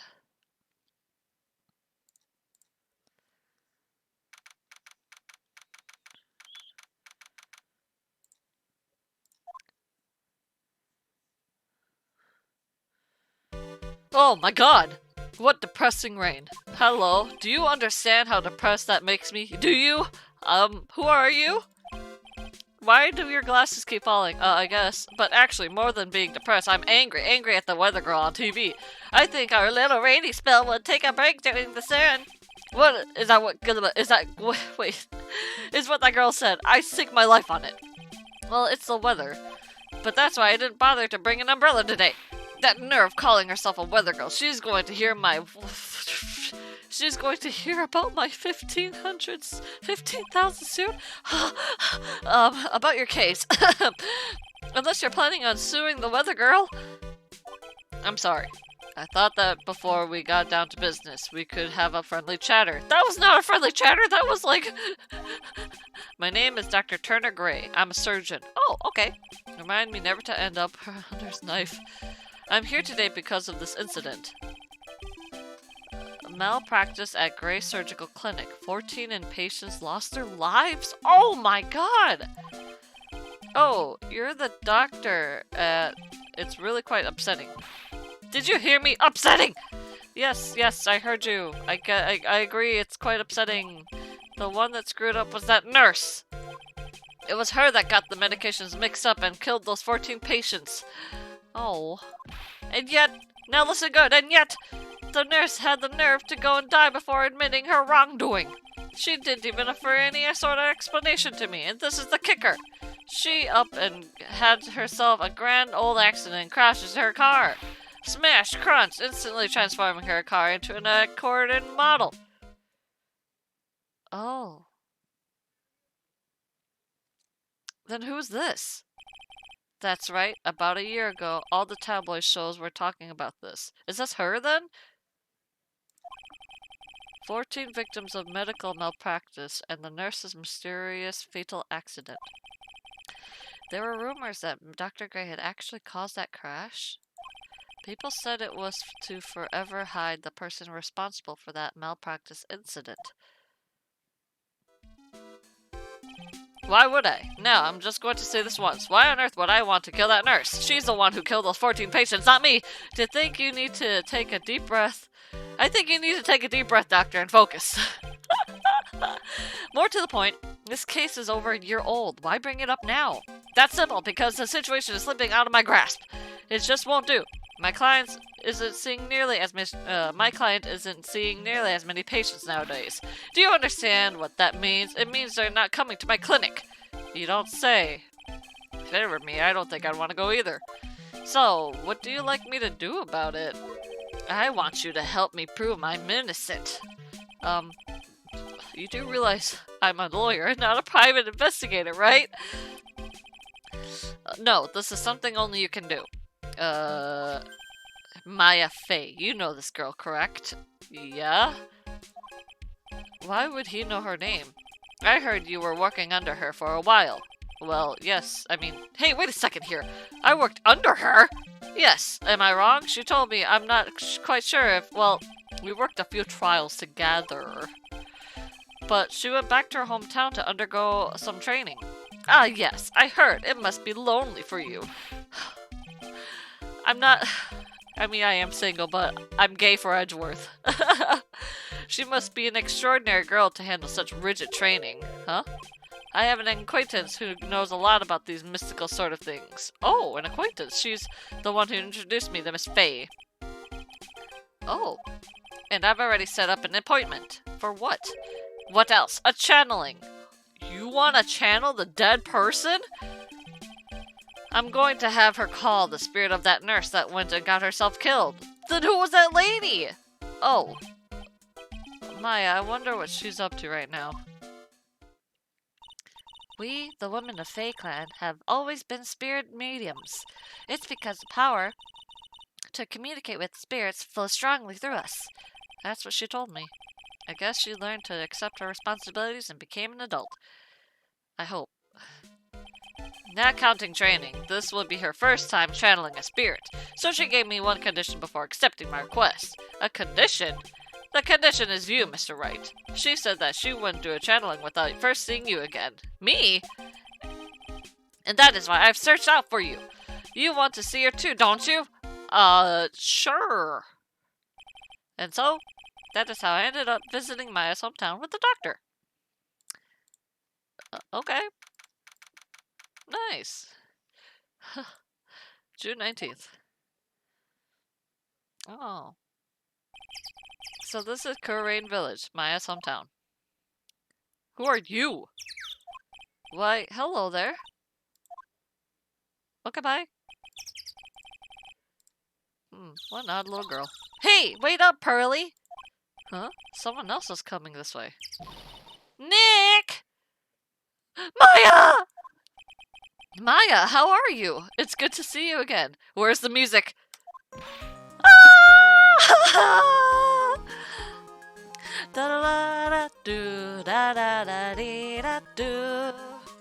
Wow, I didn't think you'd really show up. It's not that big of a deal. You've made it sound like you were so far away. Well, maybe I exaggerated, just a little. It's only a 2-hour train. If I know you were there this close, I would have visited more. No, you're not allowed. I already decided, you know. Until I become an adult, I have to work hard and be strong by myself. Oh, well, anyway, congratulations. I'm glad to hear you training is, that is good for you, yeah, Oh, Maya! Looks like you finally become a full-fledged medium, taking on your first job. Yeah, I didn't think it would be this soon. But this case, do you know the messy story behind it? Behold the power of Maya Intelligence Network! Let's see, 14 people died because of malpractice of Dr. Gray's parts, right? And to pin the blame onto the nurse, he killed her in what appeared to be a car accident. Huh? So what is this Maya Intelligence Network anyway? The tabloids. That's what I thought. I'm just pulling your leg, Nick. What really happened is the exact opposite. I heard all about it from Dr. Gray. Oh. Oh, come on, Nick. I wouldn't take a crazed killer as a client. That's too scary, even for me. Yeah, I guess so. Kurain Village. So, this is your hometown, huh, Maya? Uh-huh. Yep. Kurain Village, but I've heard people call this place Medium Valley, too. Interesting. So everyone that lives here is a spirit medium. Pretty much. Most of my ancestors were too, I think. That's probably true since the Fey ability to communicate with the dead is so strong. Actually, only the women of the village are mediums. So what do the men do? They usually work someplace outside the village. Oh. Oh yeah, I wanted to ask you about that girl I saw earlier. Do you know her? Oh, you mean Pearly? Pearly? Pearl Fey. She's my cousin. Oh! Okay! Isn't she adorable? Just like yours truly. Cousin. Wait, then that means she's also a... Yep, she's a medium too. Pearly's a real genius when it comes to channeling. Huh, I see. I hope I didn't scare her when I tried to talk to her earlier. Nah, it's not you. My aunt drilled into her head that if a suspicious looking person tries to talk to you, run away. Suspicious looking? Well, you're not wearing a training clothes for starters. Of course not. Pearly is my aunt's most valued treasure, so she's not allowed to go outside of the town. She doesn't know much about the world outside of Kurain Village. Aunt? Pearly's mother is my aunt, duh. Come on, Nick. Well, Nick, I've got to get going. It's about time for the channeling to start. Huh? Oh, yeah. I'm doing the channeling in my house, so come on in, okay? After I'm done, we can grill up some juicy burgers. All right. Good luck, Maya. Thanks. Maya! Well, at least she's still the same perky Maya. Let's go to the meditation room. June 19th. Oh, God. Yeah. Oh, God. Hi, Gray. Ah, Mr. Wright. I'm so glad you showed. Yes, hi. Some nice weather we're having today. Aren't you happy? No, not at all. Oh, okay. That stupid weather girl made the wrong call again. Oh, okay. It will rain cats and dogs today, she said with a straight face. I can't believe they allowed such misguided reports on the public airwaves. Okay, it looks like they're talking about just the weather, the sky, okay. But anyway, this is a splendid manor. No arguments there. It's hard to believe that this is Maya's house, though. I was given a guide map to this building. Here, Mr. Wright, I have a copy for you, too. Thank you. Today's channeling. What are you going to do once the nurse's spirit has been called? Isn't it obvious? I'm going to have her write a signed confession. A signed confession? Yes, a confession. Pay attention. I'll have her write this. 1 year ago, on May 2nd, 14 patients died to my negligence. And then, on May 24th, I fell asleep at the wheel and died in a car accident due to my further negligence. I'm sorry and I apologize for being negligent. That's what I'll have her write. With a confession, the rain falling on my soul can finally stop. I see. Maya. So, how did you hear about Maya Fey? I heard about her from an acquaintance, a girl studying the occult at the college. An occult? At a college? That girl introduced me to this village. This is the home of the Korean School of Channeling. Yes? The home, huh? And Miss Maya is the daughter of the master, I hear. Ah. Anyway, do you see that door? That's the room where people and spirits meet. Miss Maya's aunt is in there right now. Would you care to meet her? Sure. Oh my god.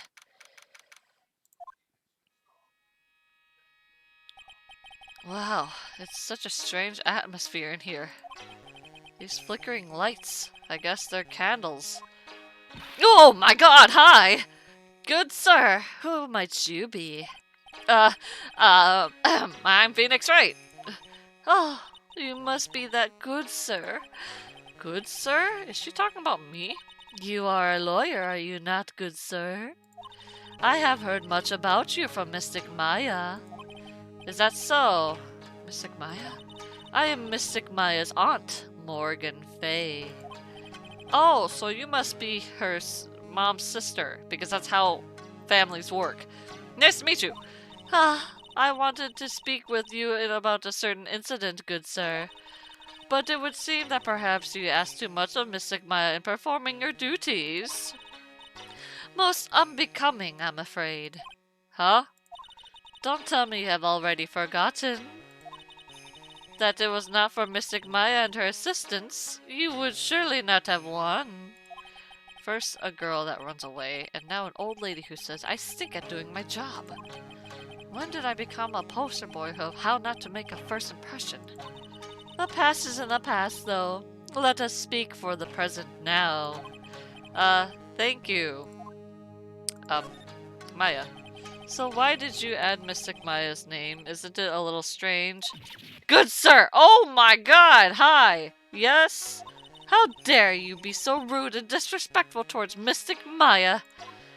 I'm sorry? She must be addressed by her proper title, good sir. You must call her Mystic Maya. Okay, so, about Mystic Maya, it is the blood. Oh, okay. Excuse me? Blood? Mystic Maya carries the blood of the Master. In actuality, she's the only one remaining. Only one remaining? What's that supposed to mean? Mystic Maya is the last of the rightful heirs to the Korean channeling technique. Okay, then where do you stand? Are you just a branch? That is a little more complicated. Although a woman of the Fae clan, I am merely a member of the branch family. And that's where my Asianness comes in. I know how this works. So basically, this is kind of like Naruto, where Hinata is the main branch, and Neji is just the just a part of a branch. So yeah, Maya is the main tree, whereas Pearl and Morgan are just branches. Really sad. Are they doing Naruto stuff here down? I don't know. Branch family? What's that? It is as it sounds. For a member of the branch family, no matter her spiritual power, she can never become the master of the Korean school. So, how strong are you? It is a shame, however, I will admit. I cannot even begin to compare the littleness of my powers to the master's. I mean, I am Asian, but I don't know about this and all. It's more like ancestry, right? So, in my family, in my culture, right? My family is the main tree. And my aunts cannot serve under... I mean, my aunts have families as well, but they cannot have... They don't really have a spiritual aura, whereas my say like my dad's side, they're very spiritual. And because my dad has more spiritual aura than my aunt, or say his sisters, they are known as the branch because they don't possess more aura, if that makes sense. Therefore, my dad is the main tree. Oh, I see, I got it. Yeah. Today's channeling. So, today's channeling will be her first? Yes, good sir. Because the spirit of a person who dies in a traffic accident is usually very strong, it is usually easier to call that person to our world. Traffic accident, indeed. But who was that girl? Who was that girl in the beginning? I think I've seen that here too. The channeling will take place here, in the channeling chamber, good sir. As you can see, I am the process of preparing. So, this room is the channeling chamber? This place is where a spirit medium speaks with those who have been departed. I don't suppose you mind if we observe the session. Do not even think of such nonsense. Only the medium and the client may enter. Oh. The secrets of the Kurain techniques cannot be seen by just anybody. That never stopped Maya from doing it in front of me before. It is also for your safety, good sir, if something were to go wrong. That is why, while channeling is being performed, that heavy door is securely locked. Oh, that's what the lock is for. Oh, yes. I wondered if you have yet to meet Pearl, good sir. Pearl? She is an adorable, angelic young girl. Oh, that odd. She is my daughter. Now then, what was it that you were about to say? What a cute daughter you have! A pure heart that knows not of the evils in this world is a powerful thing, good sir. Please refrain from affiliating with her, I request. Well, it's not like I had the chance anyway. How's her hair like that? I think this is just how Asian cultures do it sometimes. I must admit, then stress that you not let it occur. Okay, I get it. Let's move to let's move to the winding way. I don't know what this. Oh, a broken jar. An incinerator? Wow, this garden is really breathtaking. Someone put out a lot of love in it. I think I've seen it in that Japan only. Geisha? I think you're thinking about geishas? Geishas? What is it over there? Is that an incinerator? Oh, it isn't. It looks like a little out of place in the garden like this. Side room. Dog. Oh, that's a bear with fish. Sorry. So this is the side room. It looks like there's more of a break room. There's a bedding spread out on the floor. It looks like someone's sleeping in one. I should disturb them. Disturb them!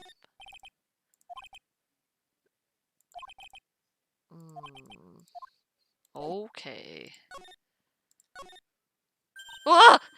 Hey, you! Hold on now! This gal's got a few questions to ask. Is that Lana? I'm sure I've heard that southern accent somewhere before. It's Lana!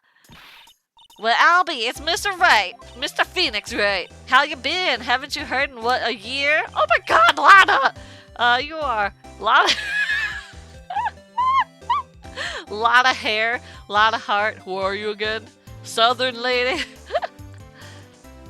Da, da, da, da, da, da, da. How the heck is she here? Don't ask me this. You are a lot of heart. You're a lot of heart, right? Bingo! I'm the one and only paranormal photographer, a lot of heart. Ah, so I guess you're still at being a photographer, I mean. Of course, and today I'm gonna get myself a real scoop. You wait and see. Oh, that's right. This ain't no time to be wasting time. The channeling's about to get started. Is it that time already? Y'all should hurry up and get to the meditation room. What are you waiting around for? Come on. Okay, Lotta. Don't tell me now she's learning spiritual stuff. I mean, it is paranormal, Ryan. I've been judging her harshly because of that case, but I guess looking back, we had some good times too. I want to examine this pot. That's a really old urn. The ashes of the person long dead are inside. Oh! It looks like something with a long history. Other than that, it's nothing very interesting, so time to move on. Okay, I guess. But it looks broken. Oh, okay. We will now begin the channeling. Mystic Maya and our honored guests, please proceed to the channeling chamber. With this, I can finally swat all those pesky flies once and for all. You hear me? They won't be able to say a single bad thing about me after this. You would probably love to hear them apologize, wouldn't you? Wouldn't you, Mr. Wright? Yeah. I sure would. Mystic Maya, do you have the channeling chamber key? Uh-huh. Yep, right here. That is most satisfactory. That key is a one of a kind, so please take care of it well. It'll be fine, Aunt Morgan. I won't lose it, trust me. Okay, Dr. Gray, let's get started. Finally, let's go! Okay.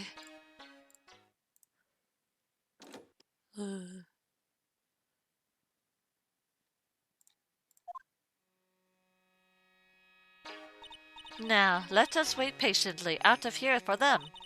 Please have some lovely bitter green tea and jaw-dropping large strawberry desserts. Hold on now, Granny. Oh. Granny? How come we ain't allowed in that room? Dear madam, you have an impressive grasp of English. From where did you learn it? What? I'm from the heart of the heartland. Is that so? Then I humbly request that you return to this heart of heartland. Damn. This is Crane Village. If you cannot follow our traditions and rules, we will request that you leave! Sorry. Wow, she shut Lada up. Now that's impressive. Dang. Now then, let us wait. I have a feeling that this is gonna be bad. Hey now, what was that just now? It came from the channeling chamber. Hey, that's a gunshot! Excuse me? I've heard that sound before. It's a gunshot. I'd bet my afro on it. Oh, Maya's in there. Well, Mr. Lawyer, what's the plan? What else? We're going to break in. What? But there's only one key and that kid's got it. We're going to have to... Is that alright, Miss Faye? Well, yes, but there is one matter. That is... Don't try and stop me. You can send the repel barrel to the Wright and Cole offices later. Yeah, now that's what I call being a man. Oh my god! Dr. Gray! Huh? I was murdered. Maya? That man murdered me. So I killed him. What? Lada, at a time like this? Times like this are perfect for snapping up shops. But anyway, what's going on here? This gal, is she Maya? Step away from there. Please leave this area to me. Go quickly and inform the police. But, hurry, before there are more victims here. Hey, let's go, city boy. Leave this to the granny. Hey, Cham, I think I got it. Okay, what is your verdict, Ryan?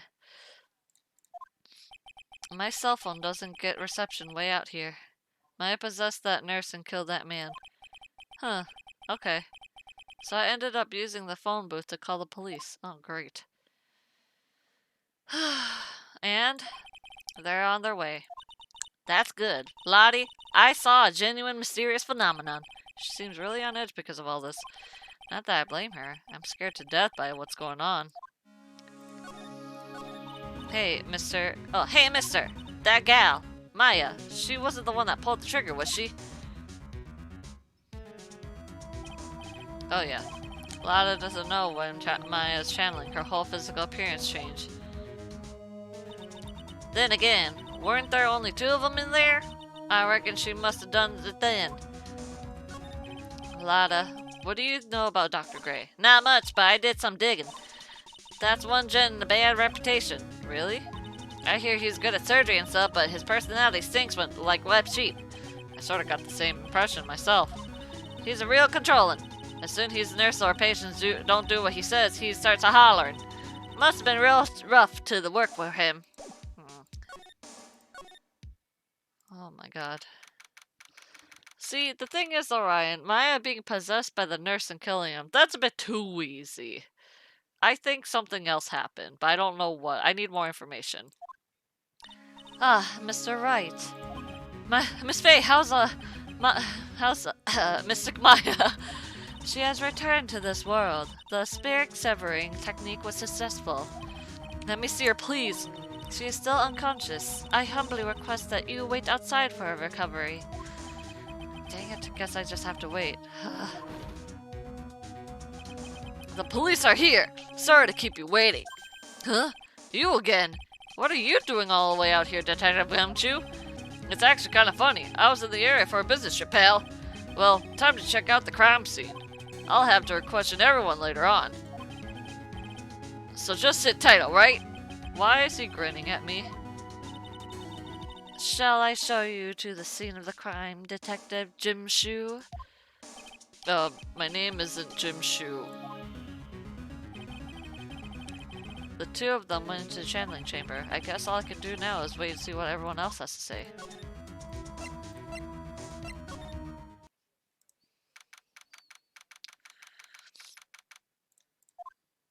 The police are busily running her here and there, and I don't see Maya anywhere. Hey, you! Don't touch anything! Look, I really need to ask you some questions. Don't look at me like that. I'm sort of uncaring a jerk. Tell you what, pal. I'll let you ask me a few questions, alright? Maya. About Maya. I hate to break this to you, pal, but with the way things look now, that girl's the only one who could have done it. Yeah, only Maya and the victim were inside this room. But Maya is... You can ask more about her later, pal. I have a feeling Pearl will be a major help in this chapter. Yeah, I think so too. Right now, I've got a job to do, and that's collecting evidence. And yet, something about his expression still looks the same. Cause of death. So, Dr. Gray was shot in the with a gun, yeah? He was shot in the forehead. Oh! But he was also stabbed in the chest with a knife? Okay, so, there were 2 gunshots. We heard 2 gunshots.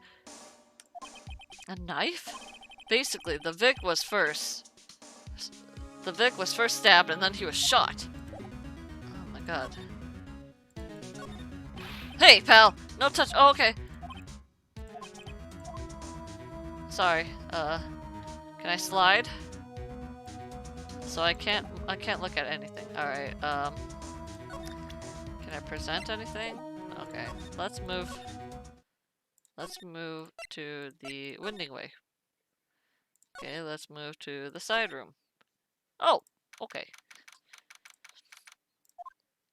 I'm pretty sure there was someone sleeping here earlier. Yes, there was. Hey, Cham, can it be possible that Dr. attacked first when he saw Maya getting possessed? Maybe, but we'll just have to wait and see. Oh, like, can I help you? Oh, sorry. This might be a girl, so... Like, can I help you? Oh my god! That is, like, so isn't this about time to start? Huh? Time to start what? You know, like the channeling. Channeling? Oh, no, actually the situation has kind of changed. Huh? Like, what do you mean?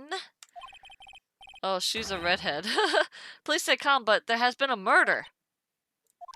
So like, a murder is that thing where like one person kills another, right? Yes, a person was killed another person.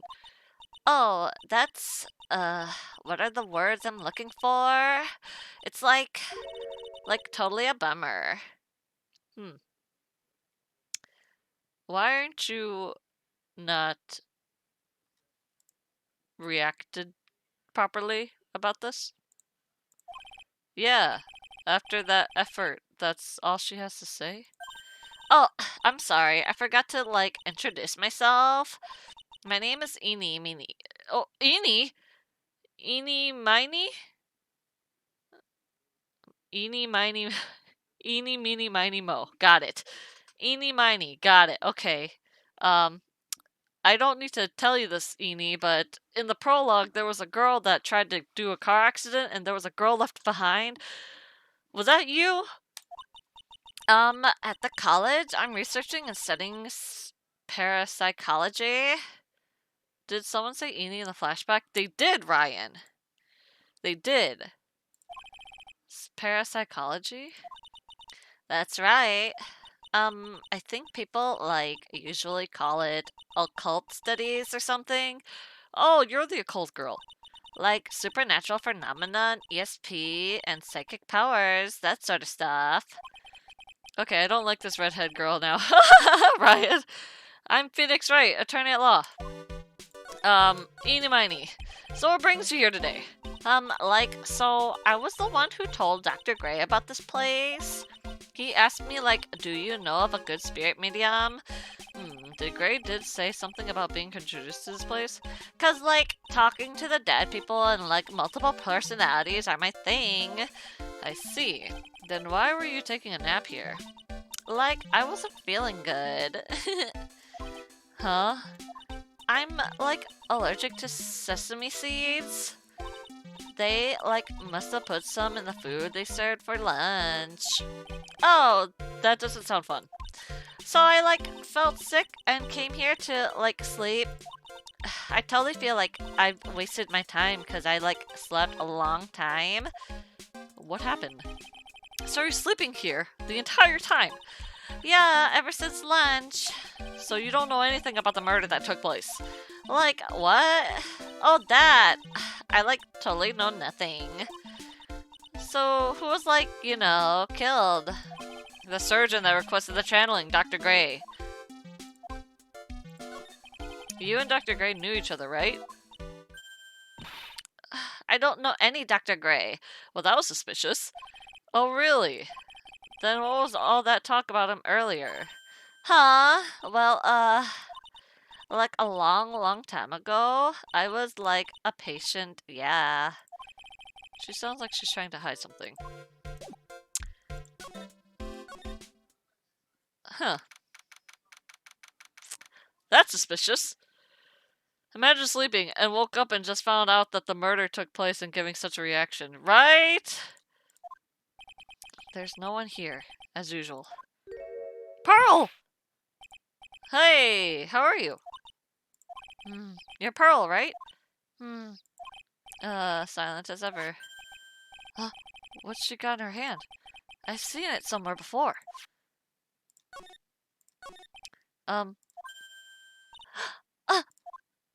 What, Pearl? Is it my hair? Damn it, Pearl!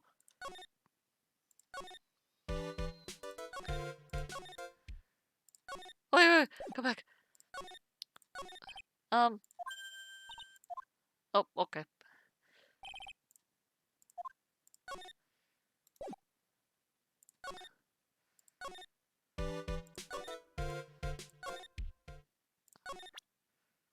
Should I present this? No, okay. She just runs away. Alright.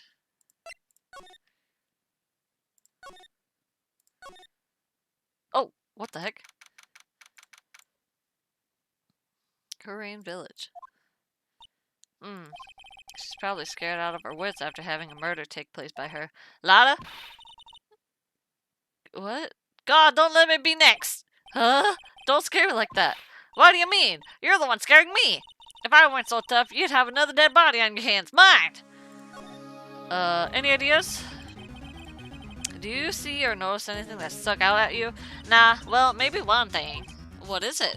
Turns out my poor stomach's not good at handling this kind of thing. Huh? What? Curses and ghosts and stuff coming back at you is just too much, I say. What is too much? Been an occult photographer. That's some scary stuff, so I think I'm gonna try being a celebrity photographer now. Going after photos more within your reach from now on. More glamour, less gore? What's up? Oh yeah! What is it?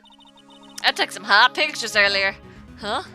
Remember? I took some pictures at the murder scene inside. 2! The seance murderer. I sure like the ring of that. It'd be a sensational story. Lotta, sorry, but my journalistic sense is burning inside me. Hate to cut and run, but I'm heading back in. Gotta beat those cops that scooped the century. I don't know who's scarier, Lotta or the spirits. And why does it feel like we've been through this before? Oh.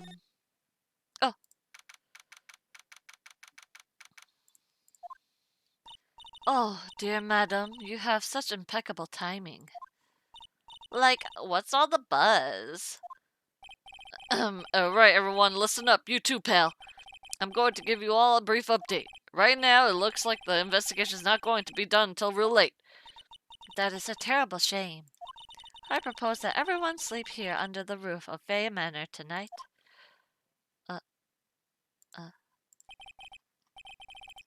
What a mess. I can't believe how crazy this day turned out. Maya was arrested and taken away by the police. And I don't see myself getting any sleep tonight.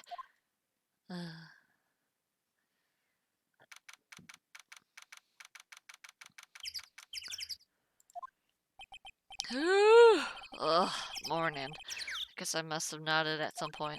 I hope Maya's okay. I should hurry and get to detention center ASAP.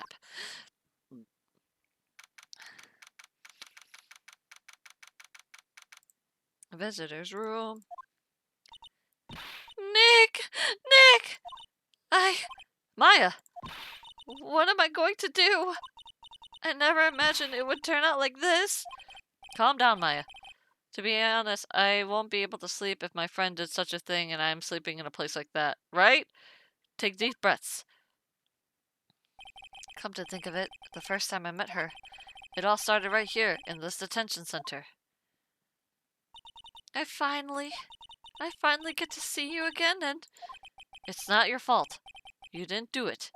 No, I did it. I killed that person. But that wasn't you. It doesn't matter. It might as well have been me. I was too weak, and I couldn't control the spirit's power, so I don't want to bring up the case quite yet, but you don't have to be nice to me. I understand.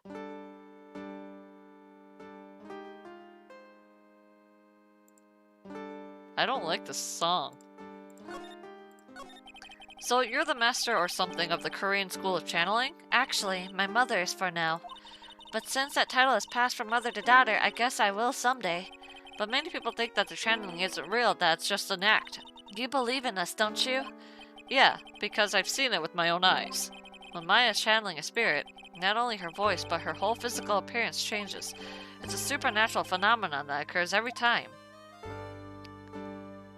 That's not Maya. It happened this time, too. Dr. Gray said that he wanted to call the nurse, so Maya's body must have taken that nurse's appearance. What exactly happened in the channeling chamber? Hi, Blasto. I went to that room with Dr. Gray, locked the door, and sat down across from him. Okay. We closed our eyes and I began channeling. That sounds really creepy at the beginning of a scary story. And that's the last thing I remember. What? After a spirit comes into my body, I lose myself, my consciousness. Then you don't remember a single thing? When I came to, I was being held in my aunt's arms. And there was blood all over my clothes. Oh, but I do remember having a dream. A dream? What kind of dream did you have while you were channeling? I can't remember it all well, but I was dead, buried in the ground. I couldn't move. It was unbearable, really suffocating. It was something like that. I see. There was a really familiar smell, too. Under the ground? Yeah, I can't place it, but I know I smelled that same scent before.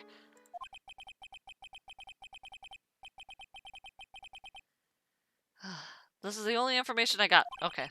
I'll be back later, Maya. In the meantime, please make sure you prepare, okay? Huh? It? What is it? The document requiring requesting me to be your attorney, of course. But what's wrong? Are you sure? I mean, I'm guilty. I'm a murderer. No one's decided that yet. But I did. I killed that person with these 2 hands. That's enough, Maya. It's hopeless. If you defend me, you'll lose. I'm sure. Stop it. Help me. Nick. Help me. I'm scared. Don't worry. I will. When is the trial? It sounds like tomorrow. As usual, 0 prep time.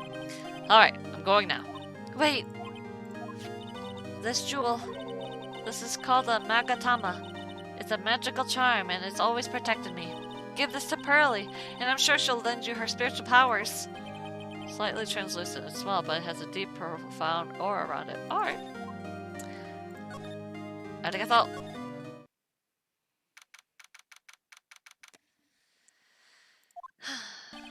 I have to save Maya, no matter what. It's her life on my line. On the line, sorry. What in the world happened in the room yesterday? Let's go.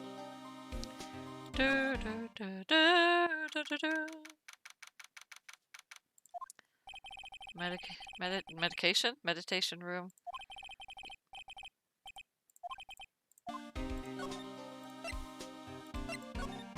Pearl! Pearl, please! Little Pearl isn't here today. Maybe she's at school? Damn it.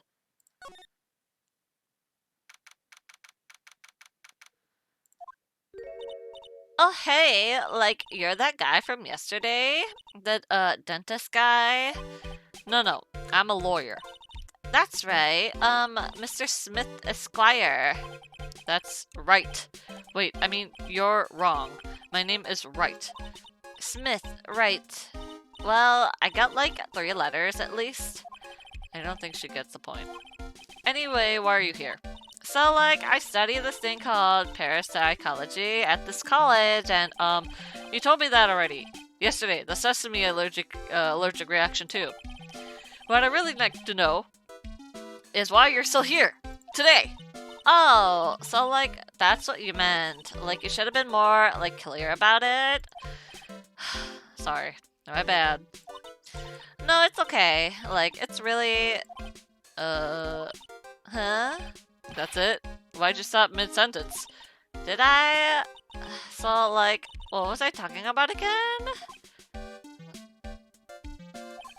If Lada ever wanted another genuine mysterious phenomenon, it's right here.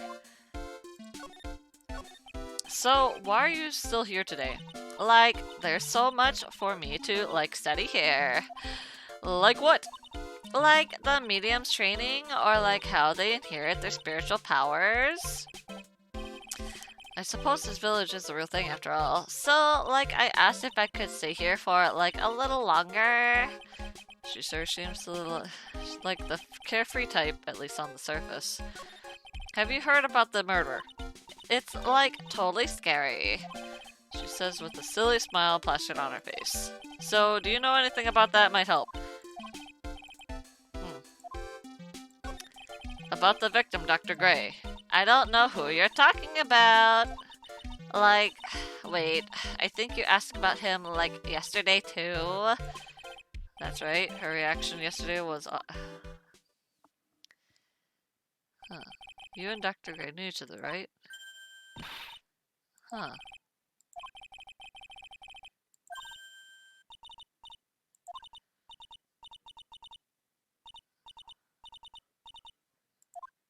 Huh.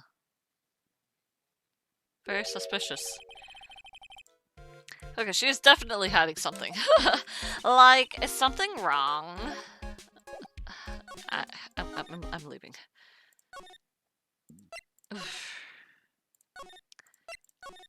This person, there's something about her. Yeah, Ryan? Looks like Detective Gumshoe isn't here today. I should take this chance to thoroughly check this room. If I'm lucky, I might uncover a clue or two. Oh God, hi! Oh, Mr. Wright. Good morning. Ohayou gozaimasu. I am on my way to go greet Mystic Maya. And I thought to bring her some items to make her feel more at home. Namely, tea so bitter you lose your tongue and jaw dropping large strawberry desserts. I'm sure Maya would be very grateful. That's Mystic Maya, good sir! Yeah. Oh dear, sweet Mystic Maya. Pearl wept constantly for you last night, as did I. I know it's important for me to search the site, but I should ask her some questions too while I have the chance. I would like to ask you a few questions about what happened yesterday. Do you mean that awful tragedy?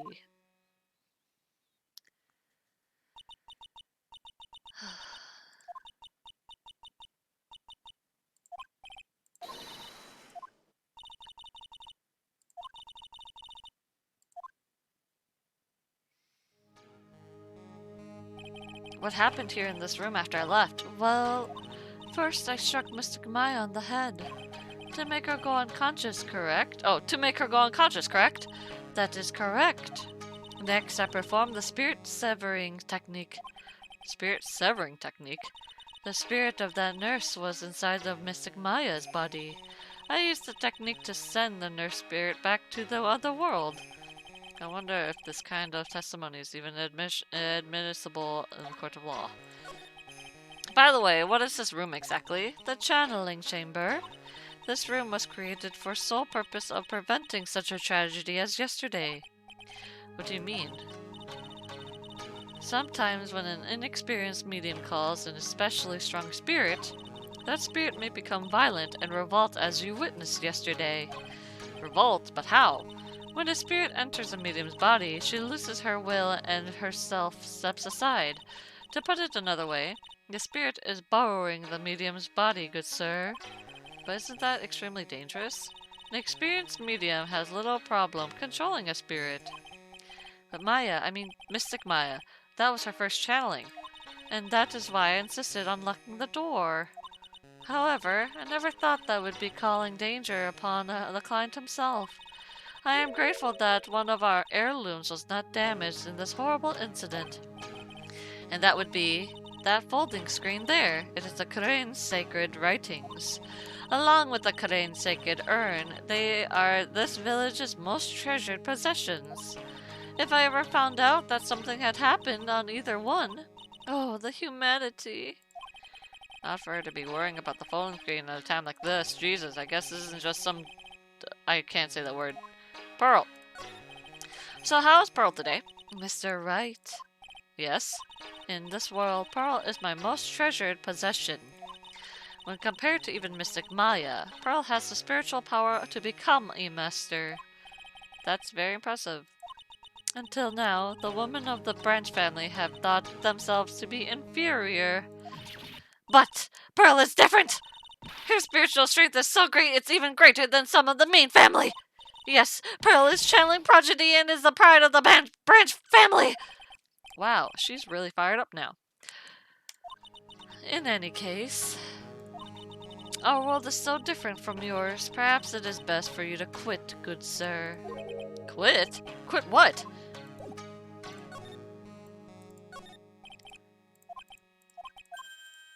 This is... It's a hole. Could this have been made by a bullet? About 8 inches off the ground. A small hole that looks like a bullet hole. Oh. Well then, I do believe it is time for me to take my leave. Alright, please tell Maya I said hi. What was that? I mean, Mystic Maya. I will tell her. Alright, let's examine more.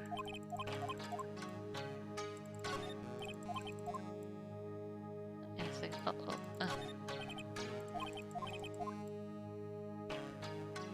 Anything? Oh. Blood.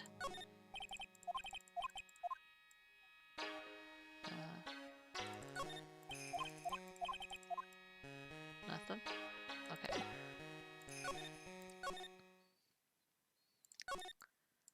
Huh? Huh? Huh?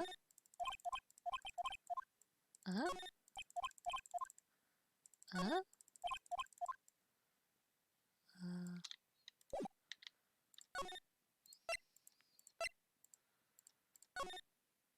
Pearl! Maybe. What's this? Sorry. Is Twitch okay? I think Twitch is okay. You surprised me! And how are you today? I guess she's an openly friendly chatting. Huh? She's still holding something in her hand. It looks like the same thing she had yesterday. I need to present this to you. Oh yeah, Maya said said to give this to you. Huh? I'm in trouble now. Oh no, she's crying! Morgan sees this. I'll be the next one they're channeling. That's Mystic Maya's! Huh? She actually spoke. Who are you? I'm Phoenix Wright. I work with Maya. You work with Mystic Maya? You're Mr. Nick, right? Excuse me? I know who you are. You're Mystic Maya's special someone. Huh? Bro, little girl, I need you to know, the special someone, I'm Edward's special someone, not Maya. That's all I have to tell you. Anyway. What? Aww.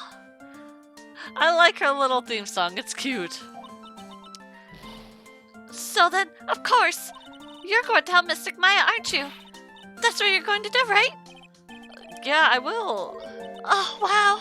It's like a beautiful fairy tale.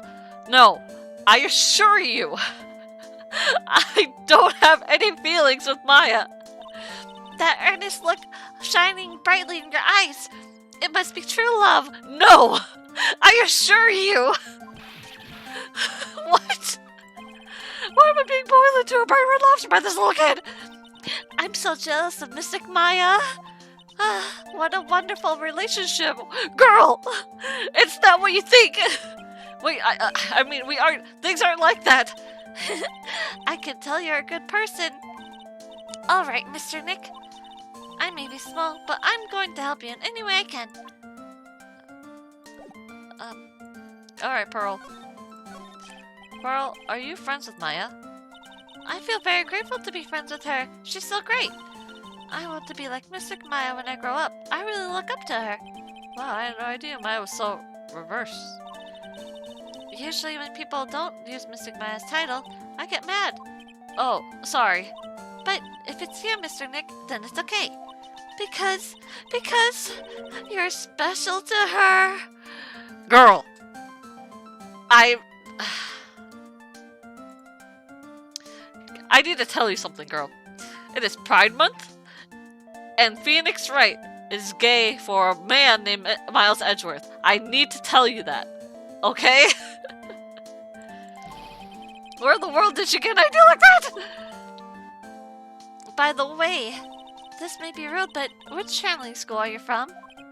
The LGBT channeling. Which channeling school? Yeah. For example, I study in Korean technique. I get it. No. I'm a lawyer. A lawyer. Lawyer? Yep. Is that related to spirit mediums in any way? None of that I know of. Wait, are you telling me you don't know what a lawyer is? I'm sorry. I have no idea. I did say Pearl doesn't know much about the outside world. So what's that you got there, Pearl? Oh, this? I found it yesterday. If you want it, I can give it to you. Thank you. Alright, well, if you really wanted to give it to me. You look like a child at a play store, Mr. Nick. Play store? Toy store! Whoops! Old PC, green... okay. Mr. Nick? Yes, Pearls? I can call you that, right? You're too cute to just call you Pearl. Sure, Mr. Nick. Are you sure it's okay for me to have this Magatama? Yeah, it's okay. I was told to give it to you. But I can't accept something like this. All I really should do is charge this Magatama with spiritual energy. Spiritual energy?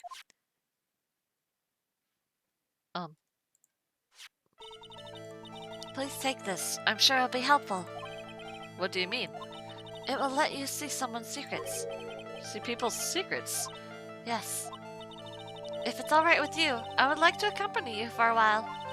I can explain the Magatama's power for you when we meet someone hiding a secret. Okay.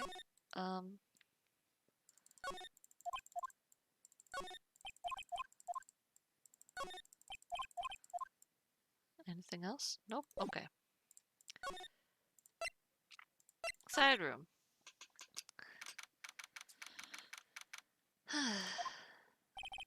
Hello again. We seem to be seeing a lot each other day.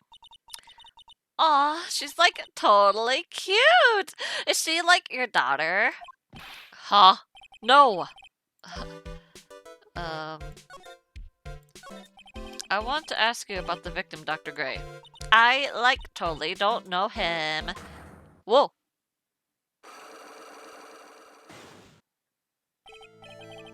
What was that?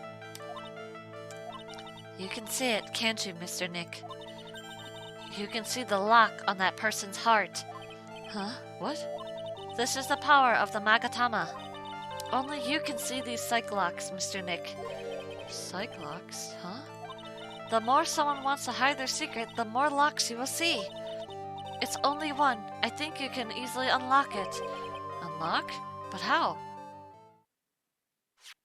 Please use Mystic Maya's Magatama on this person. And let's remove the lock. I have no idea what she's talking about, but okay.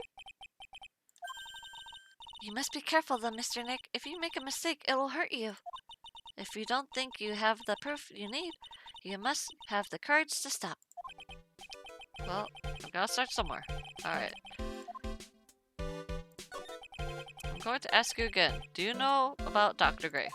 I totally don't know that guy. Like, you're totally more persistent than than a roach.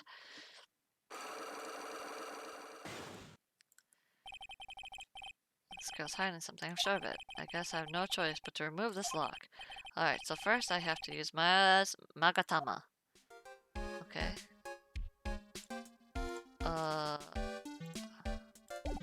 So present this.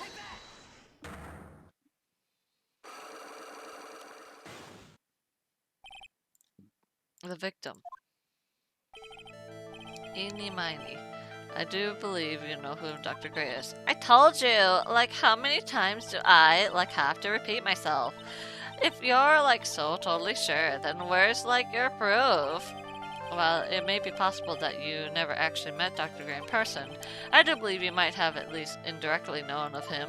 Like, what do you mean, like, indirectly? I should try to show that possibility existed for now.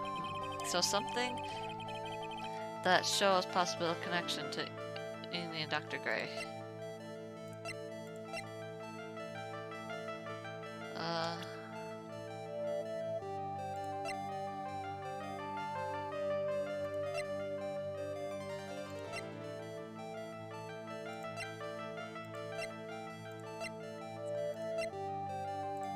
I actually have no idea.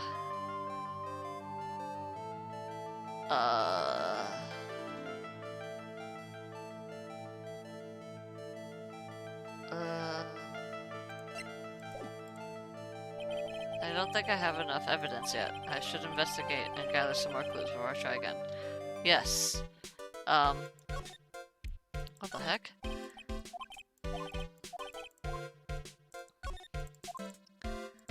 Oh, sorry.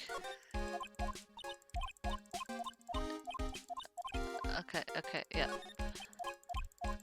Oh, I already know this. Okay. Oh, anything else? Okay, let's move. I don't have enough evidence. And it said that it would hurt me, so oh! Hey, it's you, pal. So you're going to be her lawyer, I bet. Yes. Oh. I really feel bad for you, pal. Just this once, I wish I could be on your side. Detective Gumshoe. Yeah, but I shouldn't be saying that kind of stuff to you. Hey, you're a cute kid. I'm not scary. Honest.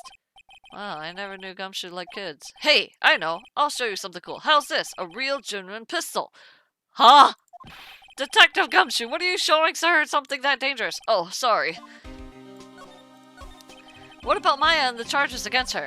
I don't think you could win, pal. If you're talking about proof, we got a few pieces. You got proof? Yeah, pal.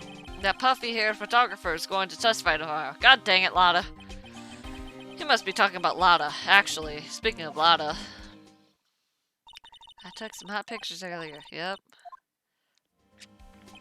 Lotta's hot pictures. I wonder what her camera captured. Besides, you must have realized it by now, pal. There's no way anyone other than Maya Fey could have done it. What am I supposed to say to Pearls now? La da da da da. About Dr. Gray. The victim wasn't super famous, but people still knew who he was. His face was all over those tabloid shows last year. Yeah, I know. I was looking through some newspapers from last year and... Huh? I could have sworn I had an article out, but I guess I must have lost it. Huh? It looked really interesting, too. Hey, do you have a copy, pal? Huh? I think Dr. Gray might have bought a copy at the office when he came by. Oh, thank you. About Maya's trial tomorrow. I've got 2 pieces of news for you, pal. 2? Yeah, bad news and even worse news. So which do you want to hear first?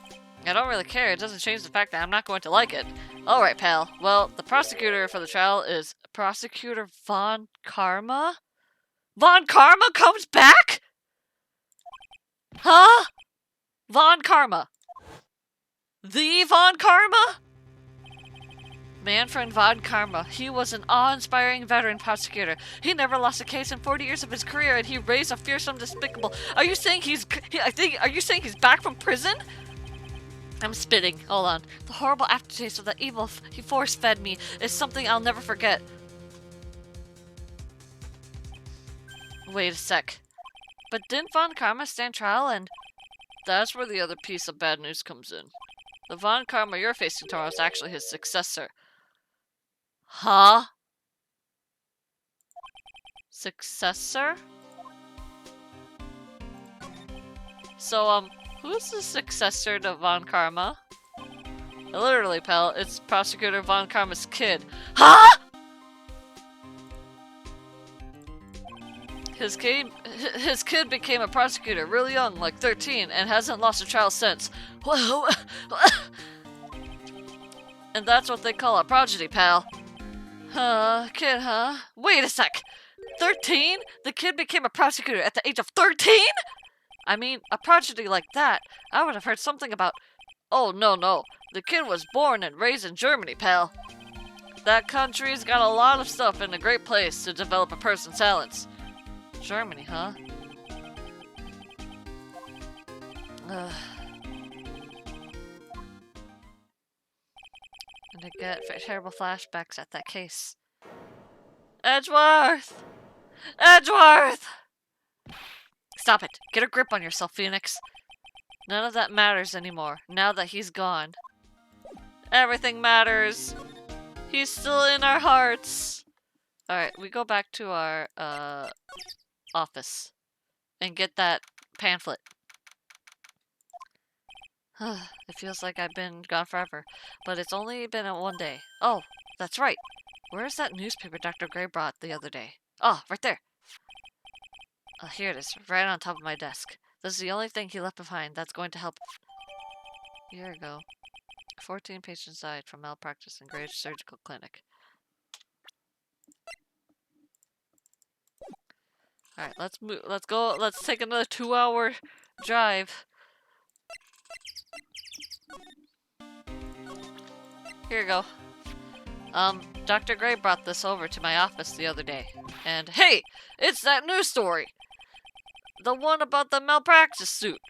14 patients died and it caused a huge stink. Yeah, but that's not all, pal. Things only got worse after that. You mean the car accident and... wait, you mean the car accident the nurse died in? Oh, here we go. I brought my own clipping with me today. Here, pal. This is for you. Alright, thanks. Mimi Miney, nurse at Gray Surgical Clinic, died after falling asleep in the wheel. Enie's sister! Oh no! So, basically, So basically, Amy's sister, Mean Me, was the nurse that killed all those people, and she was in the car?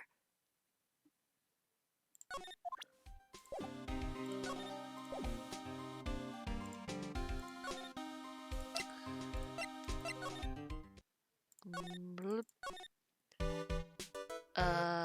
Okay, anyway, let's talk about this again, girly.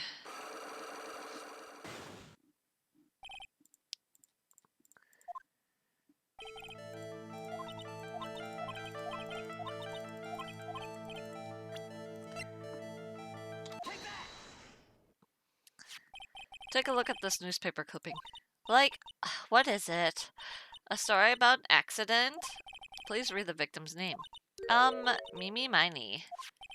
Miney is a pretty rare last name, wouldn't you say? Miss Mimi Miney wouldn't happen to be a relative of yours, would she? So you noticed. She was my older sister. I'm sorry about your loss. Your sister, was she a nurse perhaps at Dr. Gray's surgical clinic? Gray Surgical Clinic. I don't think I need to tell you that the clinic was run by the victim, Dr. Turner Gray. Which is how you would knew of the Dr. Gray. You knew him through your sister. Oh. Unlock successful. Please, tell me all you know about Dr. Gray. My sister's name was Mimi Miney. She was like a nurse at Dr. Gray's clinic. That's what I thought. I heard that, like, Dr. Gray was really tough on people. Like a total slave driver. My sis was, like, always coming home totally wiped out because she was overworked. Wiped out? So, is that why she fell asleep at the wheel? That guy, like, drove my sis so hard, so, like, that's why the accident happened. The one where 14 patients died from malpractice? Yeah, like, I think that was the doctor's fault too. My sis was pushed by, like, everyone's expectations and, like, her duties and stuff. And that pushed her to her death. Oh, I'm sorry. So, like, are we done? I've, like, already told my story to, like, everyone. Do you understand now, Mr. Nick? This is how a psych lock works. Well, I don't plan to pry into people's hearts unless I absolutely need to. The lock this time was pretty easy, but you might meet people who aren't as willing to give in later on. If you don't have enough proof, be careful and know when to stop trying.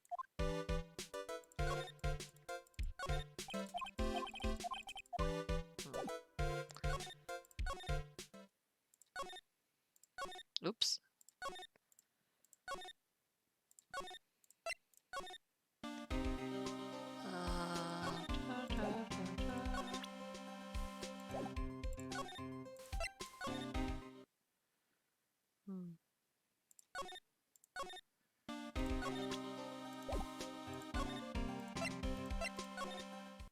Oh.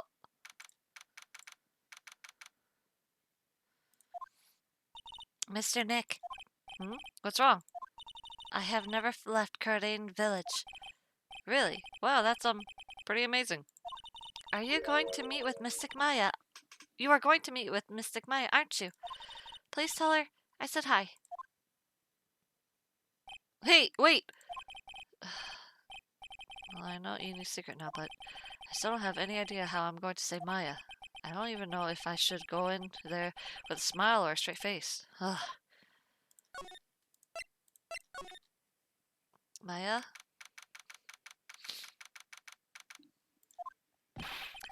What am I supposed to do? I'm almost out of time. Can I really do anything? Can I really save her? Sorry to keep you waiting. Huh? Must be Maya. It's been a long time, hasn't it, Phoenix? Mia! That voice. Mia!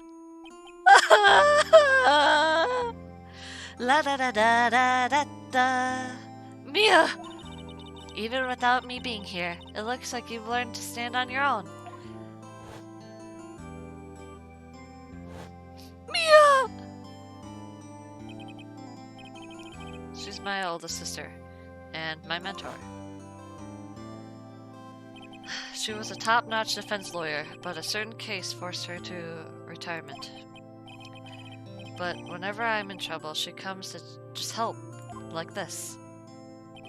Her spirit comes back from the other world and borrows Mario's full body for a bit. Phoenix, you can't make that kind of face in front of your client.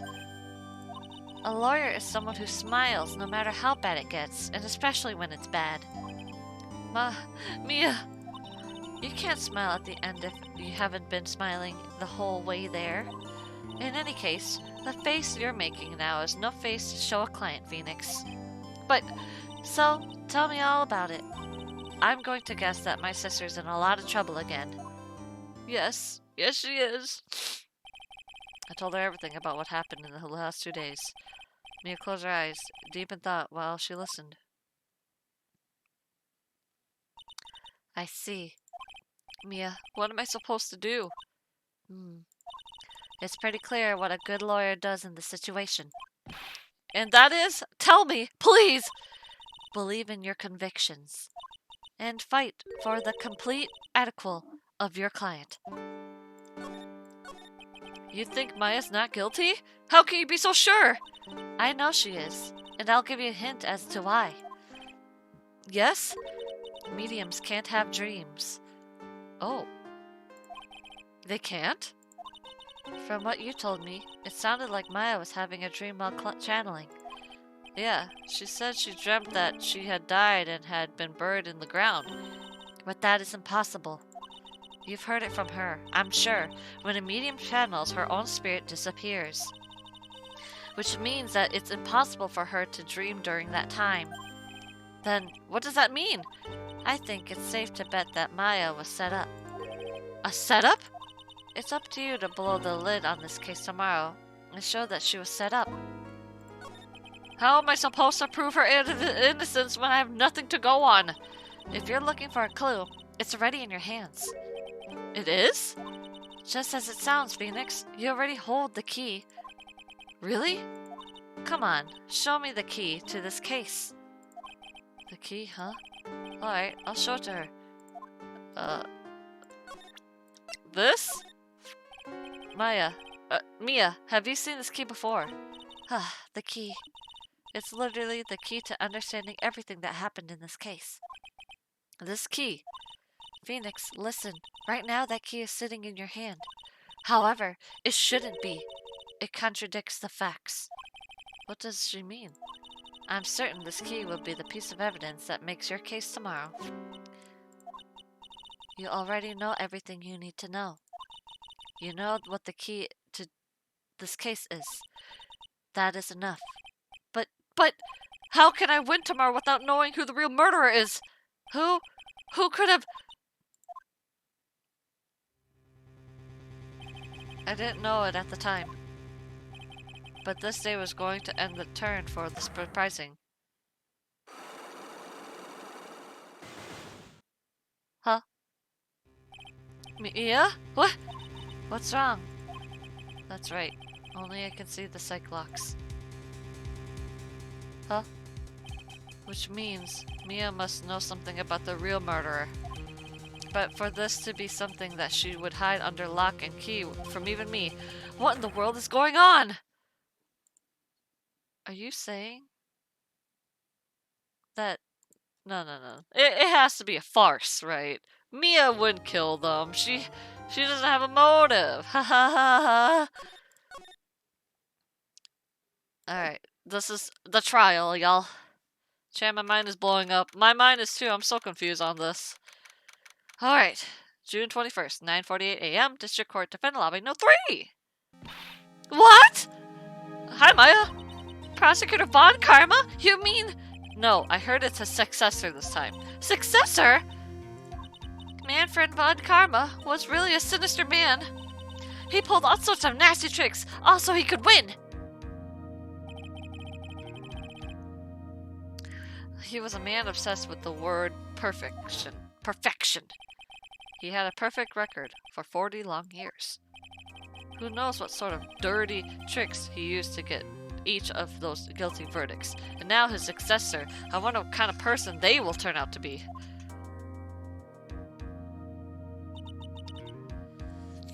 It's no good. Mystic Maya! Pearly! You showed up! Thanks for coming all this way! I was really worried about you.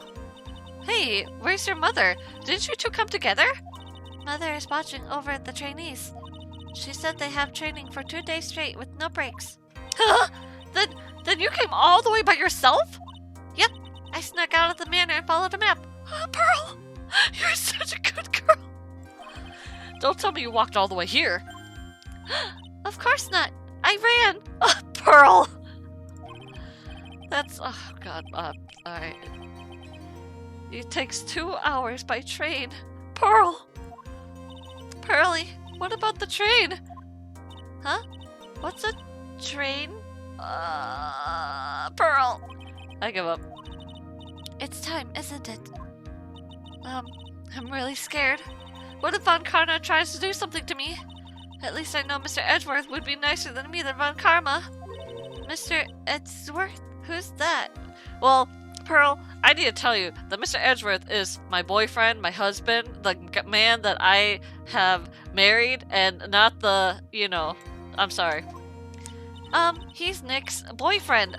I mean, rival. Well, he's also a friend.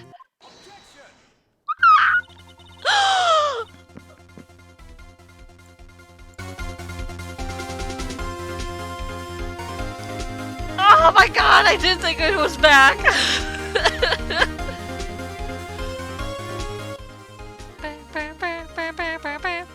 I still remember him as though I've seen him only yesterday. Every trial was a scorching, fierce battle until the very end! It was always back and forth with them, but when you're rivals for life... Maya! Please don't mention that name ever again. No! Phoenix, why did you become the student at Baka-chan? Huh? But why, Nick? He's your lover! I'm sorry, Maya. I forgot you don't know. He's gone. He's not coming back. What?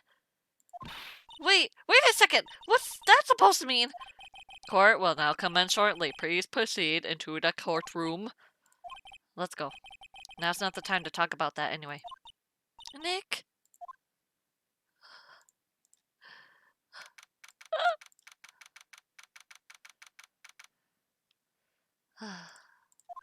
Alright, here we go.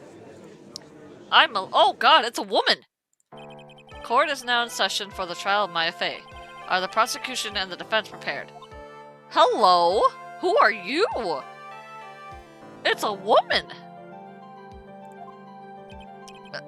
What's with this kid? Mr. Wright, are you prepared? Huh? Yes, Your Honor. Why does he always seem mad at me? Okay, this is waifu material. Mr. Phoenix Wright. You must be a little shocked because I'm a woman, correct? Yes, I am actually very shocked that you're a woman. Hold on. So she's the famed successor to Prosecutor Von Karma? I am Franziska Von Karma, the prodigy. I see. I gave up a promising career in Germany and came to this country for one sole reason. Revenge. Oh, she has a whip too. Oh. Revenge? Is this about her father, Manfred Von Karma? If it's something of a personal nature, I'm sure you can... Whoa! I'm talking. Oh. Oh. If you interrupt again, my whip will do the speaking for me. Oh. Please speak with your mouth like a normal person, I beg of you. No, Cham, I'm not into that stuff. She's not rightful at all. Ah! Make no mistake, I will defeat you. Prepare to go down, Mr. Phoenix Wright. Prosecutor Von Karma, your opening statement, please. Those of Von Karma blood have only one fate. That is perfection. The defendant, Maya Fey, will find no escape from her guilt on my watch. Very well. What is the defense's position? Your Honor, Does the defendant wish to enter a plea of not guilty? Yes. Foolish fool who foolishly dreams of foolish dreams. 10 minutes. I give the defense 10 minutes before it changes its plea. That's right. I'll have you running for the justified self-defense plea in no time. Justified self-defense plea? A plea usually reverts for when a person intentionally kills in defense of themselves? We would easily make a solid case that is a self-defense, but the defense stands by the plea of not guilty, Your Honor. Because to plead justified self-defense is to say you did kill someone. How foolish. That's how you want to play it, Mr. Phoenix, right? Then I shall call your first witness. She is just as scary as her father. Like father, like daughter, I suppose. I'm sorry, Fire. Witness, what is your name and occupation? Yes, sir. My name is Dick Gumshoe. I'm a detective at your local personnel. Get to the point already. Explain to the court the details of this murder. Yes, sir. If everyone would like to please look at this map. Okay. The channeling chamber has no windows and the doors was shut locked. At the time of the murder, the only victim and the defendant were in this room. What were they doing in there? They were channeling a spirit, sir. Channeling a spirit? That's quite a look for the disbelief there, Your Honor. Anyway, a few minutes after the channeling started, gunshots were heard coming from the inside room, sir. A few of the witnesses broke the door and rushed into the room. Ah, and that's when they found the victim was already dead, correct? Huh. I believe this is one of the most open and shut cases I've ever presided over. Diagram of the channeling chamber. Okay. So, how was the victim killed? I was about to get to that. Stop wasting my time, then. Oh, here we go. Cause of death. The direct cause of death was a pistol shot on the forehead, sir. The shot was fired from point-blank range. But before the victim was shot, sir, he was stabbed in the chest. The wound was very severe, but not enough to cause instantaneous death. Okay, Cham, I would be going now, but I would watch the stuff. I think it was prosecutor open up. Okay, have fun, Ryan! The murderer used the pistol to finish the victim off after stabbing. Oh. So the victim was stabbed before being shot. This is the victim's autopsy report, sir. After being stabbed in the chest, he was shot in the forehead at point blank. Ugh. The court accepts this into evidence. Mr. Wright, you may question the witness. Okay. Cause of death. The direct cause of death was a pistol in the forehead, sir. The murder weapon, Detective Gumshoe. Whose pistol was it? It was the victim's. The victim had a pistol? Now why would he... Oh. Why would he have the pistol? Who cares? The point that you are missing is those whose fingerprints are on that pistol. If you're not already paying attention to that, then I suggest you start. Fingerprints? There were fingerprints? Along with the victims. The defendant, Maya Faye's, were also on the grip, sir. Huh. So the defendant's fingerprints were left on the murder weapon. I walked right into there. Dang it. The shot was fired from point-blank range. Point-blank range, huh? So how far away was that? It's anywhere between 12 to 20 inches away. And how do you know he was shot at point-blank? Mr. Phoenix Wright. I grow tired of the foolish foolery of the foolish fools of this foolish country. Excuse me? Gunpowder burn.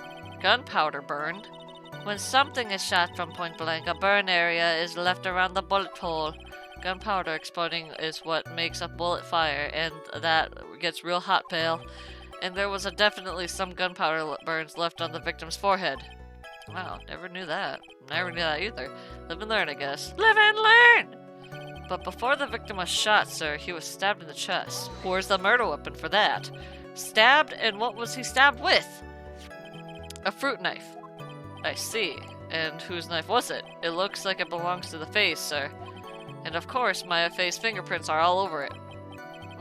All over it, huh? Ugh, this does not look good. What will you do now, Mr. Phoenix Wright?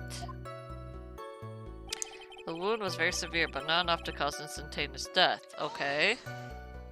How severe was the wound? If I had been an inch more than to the right, it would have hit the victim's heart. After a stab like that, it's impossible to fight back, let alone stand. His testimony makes it sound like Maya was stabbed him with the intent to kill. The murderer used a pistol to finish the victim off after the stabbing.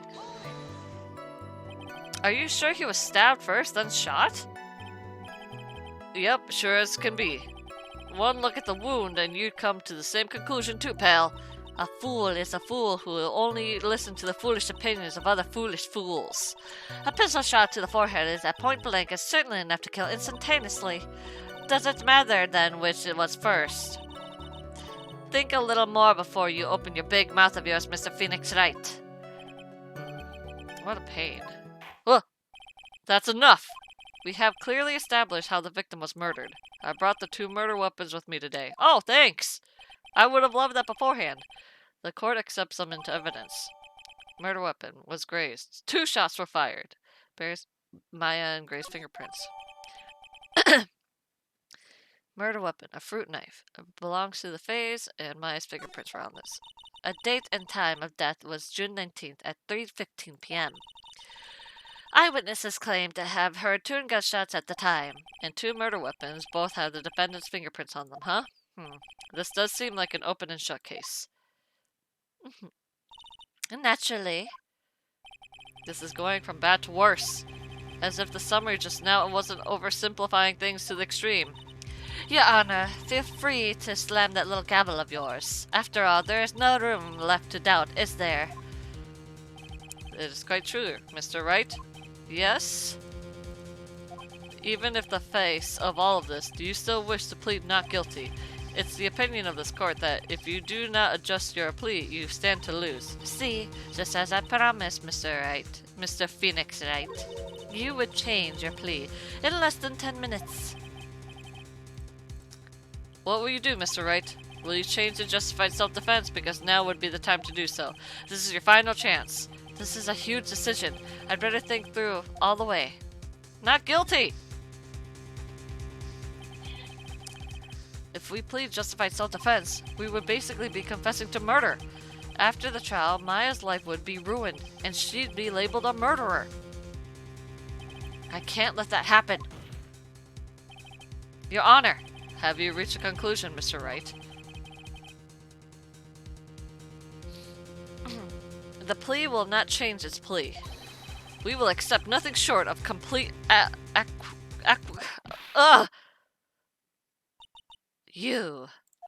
You have sealed your fate, Mr. Phoenix Wright. Detective! Yes, sir. Present the final proportion of your testimony, the final strike. Yes, sir. Huh? Now, see here, proceedings are run... Oh! Oh, yes, of course. Go ahead, detective, and give your testimony. I think the court would like to hear about the other piece of incriminating evidence. Okay. Sorry, pal, but there's an even more incriminating piece of evidence. This is the costume the defendant was wearing at the time of the crime. As you can see, it's covered in blood. There's a gunshot wound here. Sorry. The defendant attacked and killed the person who, without a doubt, was not fighting back. So this is the costume. There certainly is evidence of the backspray of this blood on this. This piece directly links Maya fate to the crime, sir. I see. The court accepts this into evidence. Clothes Maya was wearing at the time of the murder. There are blood splatters on it. And there's a gunshot wound! Alright, Mr. Wright. Maya's fingerprints on both murder weapons and blood splatter on her clothes. Could this situation get any worse? What's wrong? You seem to be at loss. I think this is the last piece of testimony the prosecution should have to offer. Feel free to sulk off with your tail between your legs, Mr. Phoenix Wright. Please stop calling me by my full name. It's disturbing.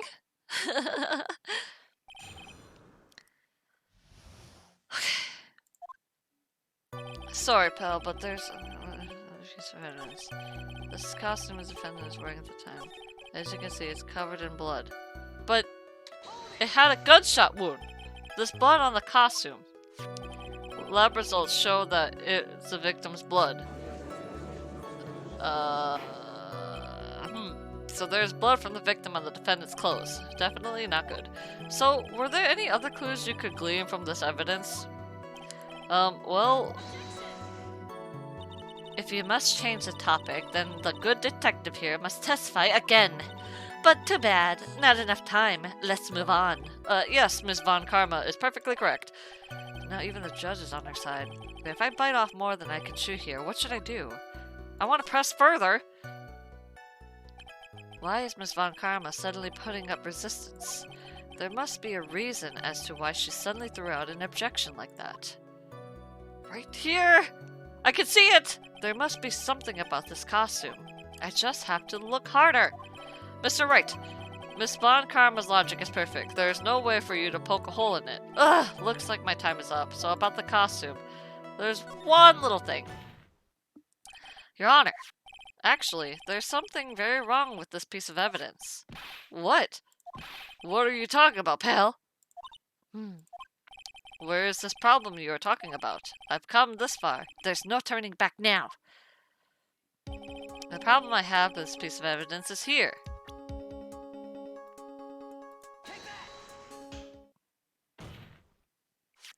I ask the court to please take a look at the sleeve of this costume. The sleeve? There's a tiny hole here. A hole? But that wasn't in the report. Hold on. What's this around the hole? It smells faintly of gunpowder. Gunpowder? No one ever told me. A hole that smells of gunpowder. It looks like I found the hole I was looking for. Your Honor, the only logical conclusion you can make is this is a bullet hole.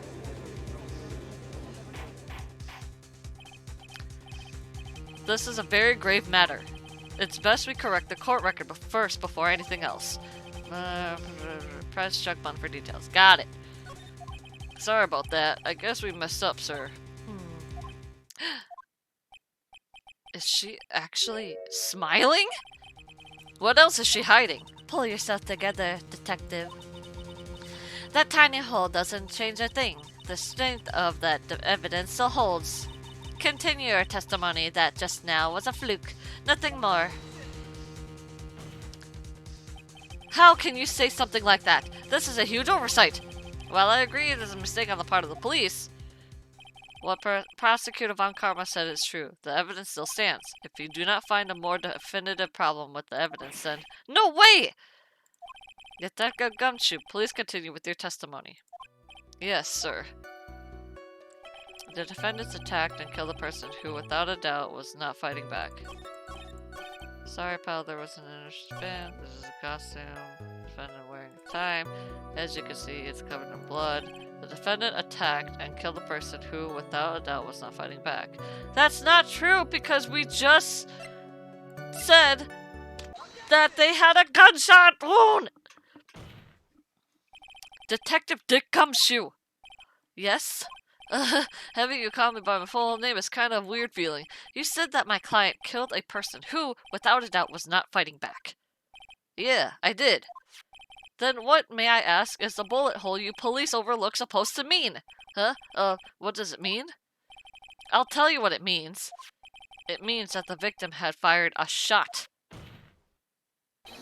Is this what it means to not fight back? Oh, you're right! It seems you are correct. If the victim had tried to shoot the defendant, then it would change everything. Alright, the wind seems to be shifting. What is that? Oh, are you finished yet, Laugh? Are you finished yet, Mr. Phoenix Wright? Miss Von Karma? It seems that my affair was shot by the victim. However, that it only grounds enough support to a justified self-defense plea. That is correct. But I'm sure you remember, Your Honor, what the defense clearly said. They rejected justified self-defense and pleaded not guilty. Now that you... Why, that's right. Ah! Which means the defense has yet to prove anything at all. No! Well, yes, that's true. Furthermore, just the fact that there is a bullet hole in the costume is not enough to substantiate even the plea of justified self-defense. Huh? How so? Ugh! Don't just stand there.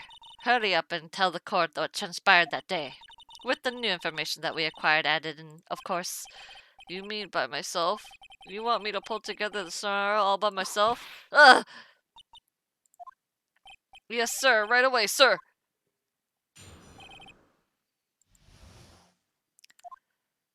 During the channeling, the defense saw her chance to stab the victim in the chest. Of course, the victim used the last of his strength to fight back, sir. While the two were fighting, the victim took out his gun. The victim took a shot, but because they were too close, he missed. The defendant then picked up on the opening, took the victim's gun, and ended it.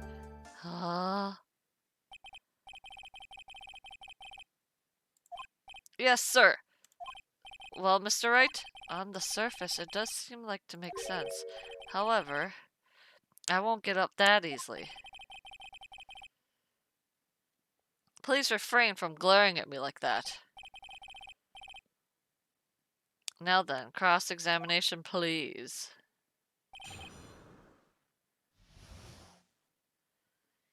What transpired? Okay. During the channeling, the defendant saw her chance to stab the victim on the chest. Of course, the victim used the last of his strength to fight back. While the two were fighting, the victim took out his gun. The victim took a shot, but because they were too close, he missed. The defendant then picked up the opening and took the gun and ended it.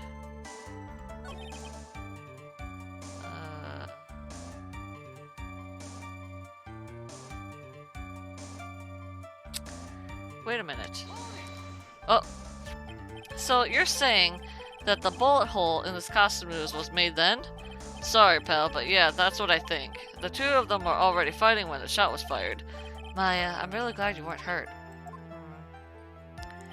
The defendant then picked up the opening and took the victim's gun and ended it. The victim took a shot, but because they were too close, he missed.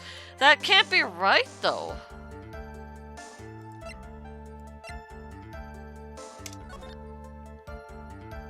If they were close, then it should have hit right here. So why did he hit there? Isn't that right? Missing the tiny hole on this costume will be the prosecution's undoing. Huh? What do you mean? This little hole has actually created a huge hole in your testimony. Explain yourself, Mr. Wright. You said the two of them were fighting when the victim fired his gun at point blank. If that were true, then where'd the gunpowder burn on this costume? Gunpowder burn? This is what you testified earlier. When something is shot from point blank, a burn area is left around the bullet hole. Oh! But there's not a single trace of gunpowder burn on this costume. Oh. I thought if they were fighting point blank, there should have been a gunshot wound somewhere else. That is a very good point. And what exactly does this mean? It means when that shot was fired, they were standing apart from each other. Oh, okay, I was right. I'm disappointed, Mr. Phoenix Wright. You think you can punch a hole in my logic like that? With wishy-washy thinking like that, anyone can explain anything away. Then I implore you to disapprove my line of thinking. Let's see. In the middle of their fight, the victim pushed the defendant away, and it was then when they were separated that he fired. How was that? As if that was even possible. According to the testimony, the wound from the stabbing was very severe. The victim would not have had the strength to push the defendant very far after that. Well, then... That's right. The defendant must have pushed the victim away. After stabbing him, she must have put some space between the doctor and herself.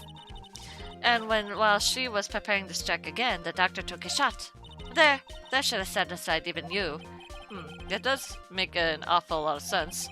What do you think, Mr. Wright? I don't think so. I can't afford to make a mistake here. Concentrate and think.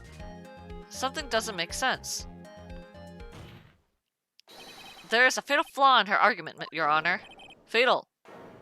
Flaw?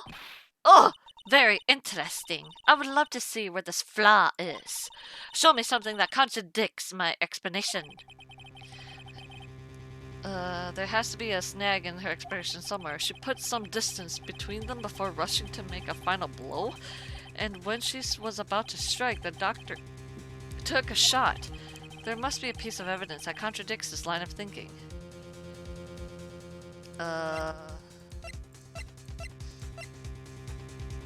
Oh, this! This is the piece of evidence that destroys your logic. What is that, a folding screen? I would like to point the court's attention to the hole in the folding screen. It looks like you already know what I'm about to talk about. What? Who? Where? What? Mr. Wright, explain, please! Are these two really clueless? The bullet went through the defendant's sleeve first, then the folding screen. It passed through the height approximately 8 inches off the ground, which means when the shot was fired, the defendant, was not getting ready to strike, but was actually squatting low to the ground. This changes everything. Please look at this diagram of the crime scene. The victim, Dr. Gray, was here when he fired the shot, and the bullet hit this folding screen. It hit at this location about 8 inches off the ground. At the time, the defendant was in this area. Oh god, Oh, okay. Awesome. She was standing here near the folding screen. Oh my god. Wait a second! We know the defendant was close to the ground based on the height of the bullet hole, but how can you gauge the distance from that? Isn't it possible that the defendant was standing much closer to the victim? That's what I was thinking, Von Karma. But I guess not. That's impossible. But why? You, of all people, should know the answer to that question, Miss Von Karma. If she were to shot from somewhere closer, there would have been gunpowder burns present. However, there is nothing of the sort around the bullet hole of the costume. Ugh! Curse you, Mr. Phoenix Wright. You! I believe it has now been proven that the defendant was standing away from the victim when she was shot at. But do you think this has changed the defendant's situation? It changes everything, actually. Honestly, Your Honor, this changes everything. The prosecution has claimed that the defendant was aiming to kill by stabbing. If that were true, delivering the final strike with a knife would be ideal. However, where and what was the defendant doing at the time? Squatting all the way to the folding screen? No. Yes, exactly. If Maya Fey was a real murderer, why would she be by the folding screen instead of preparing to strike? Upon further consideration, it does make very little sense. Yeah, I figured there had been a reason. Figuring things out and proving the logic behind everything is your job. Oh. Alright, with this, the rest trial should be in blast radius of disaster. You are such a smart man, Mr. Phoenix Wright. To think you've been able to take a completely hopeless case to this point. Now that I know my papa had a tough time with you, you amuse me. Ugh, of all the things to inherit, why did she have to have that smarmy smile? Detective, how dare you damage my perfect logic? Huh? How is this my fault? You can start preparing your standing by first removing the three-strand goatee. Oh, and rest assured, your punishment will come later. Punishment? Well then, Your Honor, I think I had all I can take of this detective's face. I think it's time to call in the next witness. The next witness? Oh, there's got to be a lot of... Very well. The court will take 5-minute recess. After we reconvene, we will hear from the next witness. Oh my god. To be continued.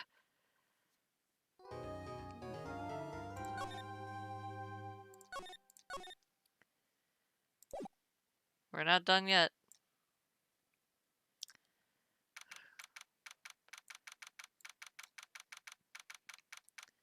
Beep. That was a close one. I know you were giving it all you to defend me, but I could feel the death penalty hanging in the air. I felt like I was pretty close dying myself. But you were wonderful out there. You listened carefully, made theories, and tricked everyone into believing you. Thanks. Wait, tricked?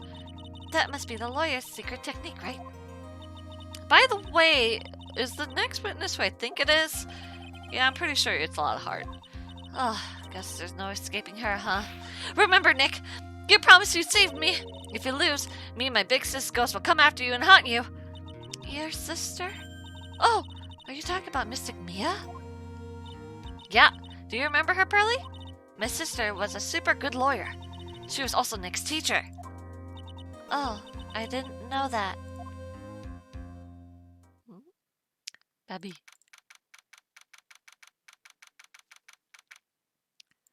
Bing.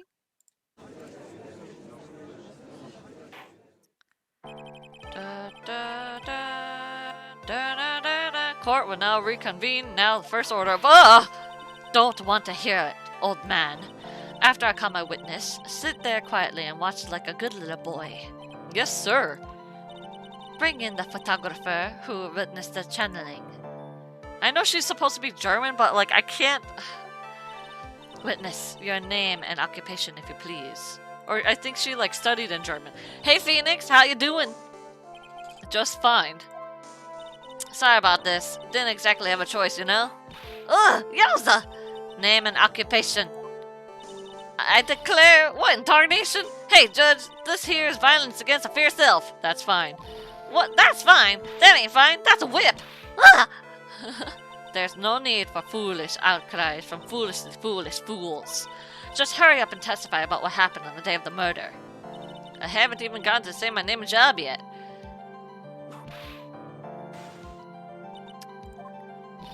Name's Lila Hart, paranormal photographer. I'm here to testify.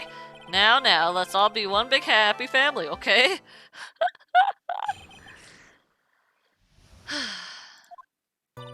Only the doc and the defendant went to the channeling chamber.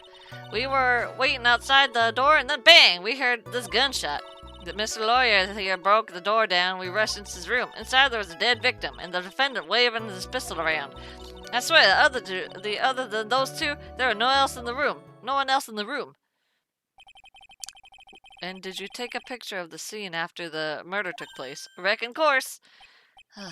Excuse me. Reckon course. It's short for you reckon? Of course it did. Ugh! Does it look like I care? Just hurry up and show your picture to the court. Moment of truth. What would this... let's see here. This here's the picture. Alright, let's see. Oh, great. It would certainly seem that the only defendant and the victim were in that room. Wait, that doesn't make any sense, though. Are you ready, Mr. Phoenix Wright? I will clear all doubt about Maya through this cross-examination. Just watch me. Hold on. Can I look at that picture again?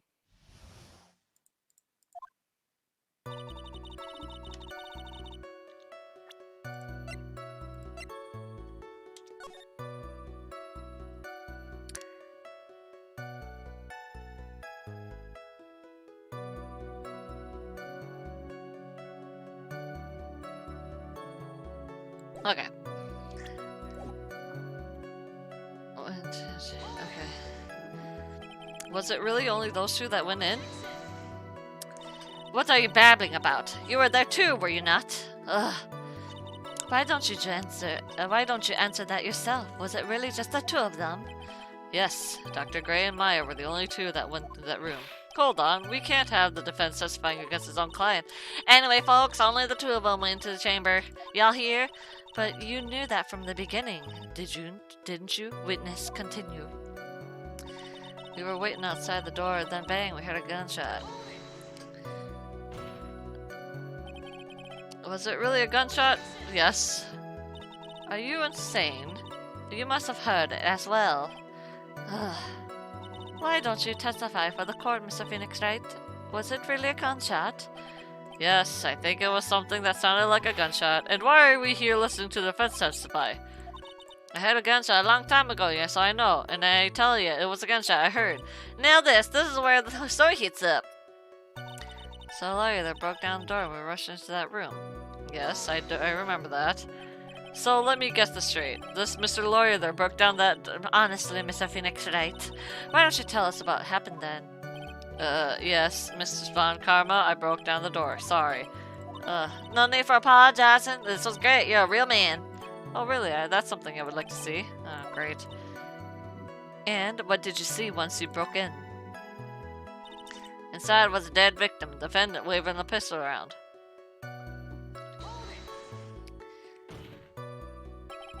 Are you sure it was the defendant Maya Fey? Sure, I'm sure. Lada seems awful confident in her testimony. Lada, please think back on that day one more time. What you getting at? Remember what you said when we broke down the room?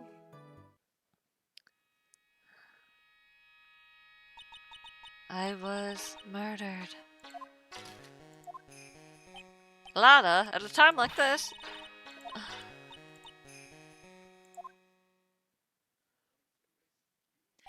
When you saw the murder at that time, you couldn't even tell if it was my affair or not, am I correct?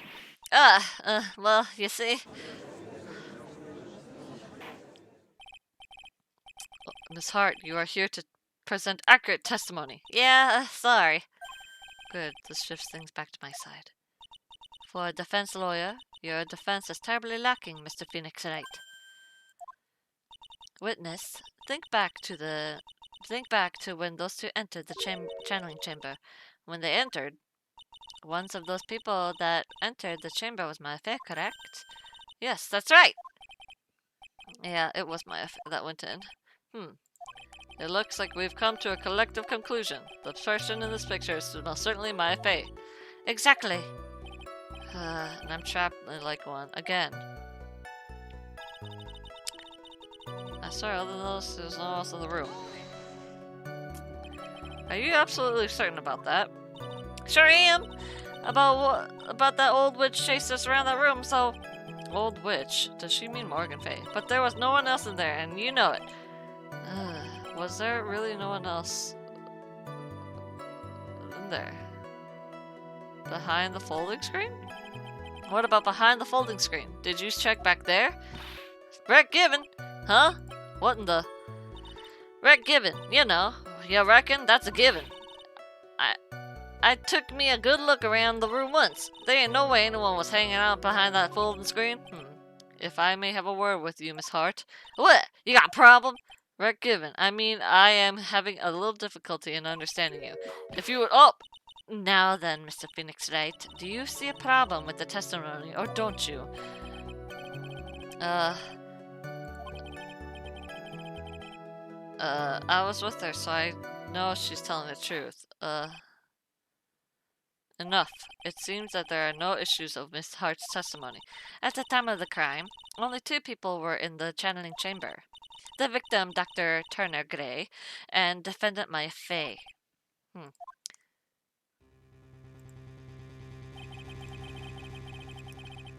The face of the defendant cannot be verified in this picture. However, if we think about the circumstances, it would have to be the defendant.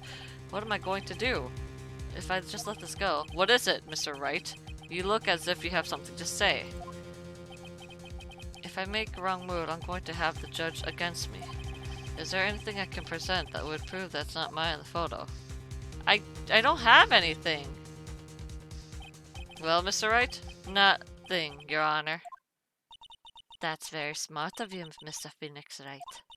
You really should give up trying to prove this is not my affair. I just don't have the right piece of evidence to prove my argument. That's enough. I think it is quite obvious that this court has a verdict of not guilty is not possible. I told you, totally 100% impossible. Ms. Von Karma, do you have any further questions for this witness? Having established the defendant's guilt, further questioning won't be needed. What about the defense? No further questions, I presume? I couldn't protect Maya. The defense... Please! Give me a hold it! Phoenix! Mia! Phoenix, you can't make that kind of face. A lawyer is someone who smiles no matter how bad it gets. Mia! What? Hi, Mia! I guess I made it just in time, wouldn't you say? Oh my god, Pearl! But Pearls! Her clothes are a bit small. Oh my god. Anyway, what are you waiting for, Phoenix? Let's go. But how? She's already taken every advantage. The advantage is still in your hand. Think carefully one more time about what you saw in the channeling chamber. Do you remember what you told me yesterday? Dr. Gray. I was murdered.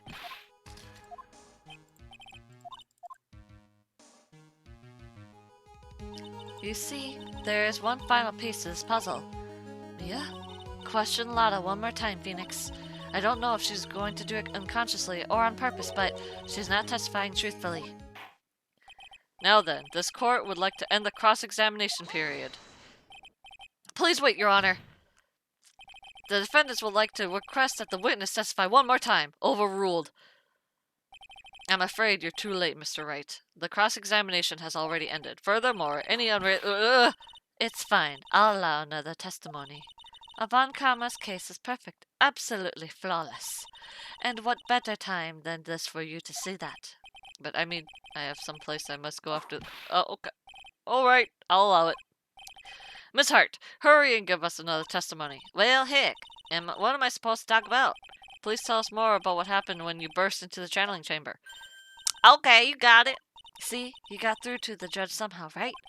Well, actually, it was Von Karma. But thanks.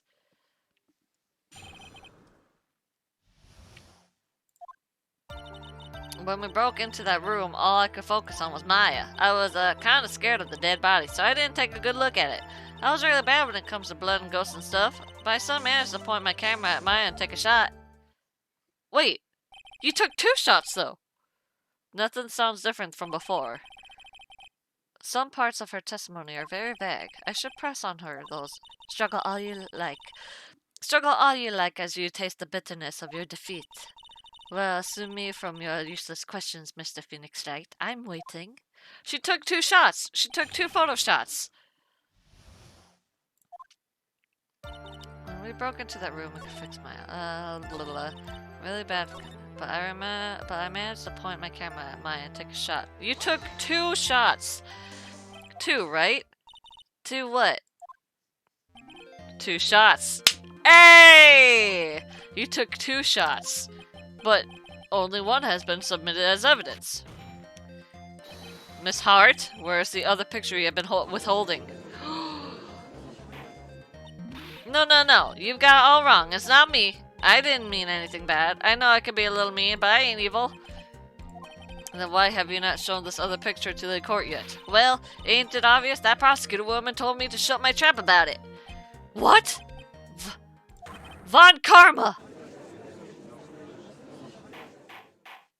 Oh, dang. Miss Von Karma, you're hiding critical evidence! Unforgivable, Von Karma. Suppressing evidence like this. You're as bad as your father. I want to confront her, actually. Your Honor, the defense asked that Prosecutor Von Karma be held in contempt of court. Well, yeah, me in contempt of court? You can't be serious. But you hid evidence from the court on purpose! That's not fair. Phoenix, are you a lawyer or a school child? Okay, fine. Ms. Von Karma, would you care to explain yourself to this court? I thought this picture was not important. Thus, I felt no need to submit it. That's all. How could you think? This picture were more or less the same, so why bother in the second? I mean, it's just so much more the trouble than it's worth to submit as evidence. More trouble than it's worth? How? How can you say that? If you want to see it that badly, I'll submit it. Oof.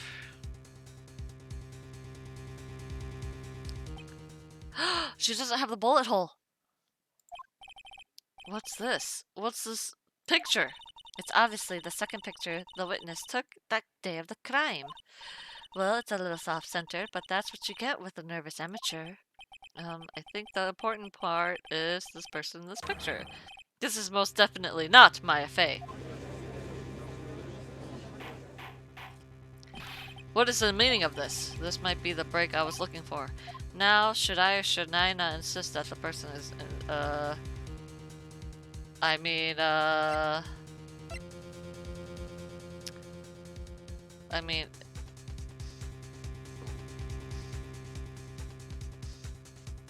mean, we already know it's not Maya, so. Your Honor, as you can plainly see, this person is not the person in the picture is not Maya Fey. Yes, I see that. It's just not her face. Her whole body has taken on different appearances. There's only one conclusion that can be drawn then. That somehow this other person snuck in and traded places with the defendant.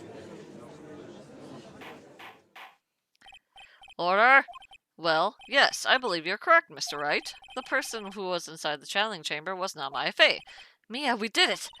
You're too soft. Huh? You're softer than Aunt Morgan's strawberry desserts, Phoenix. Take a look at Prosecutor Von Karma's face.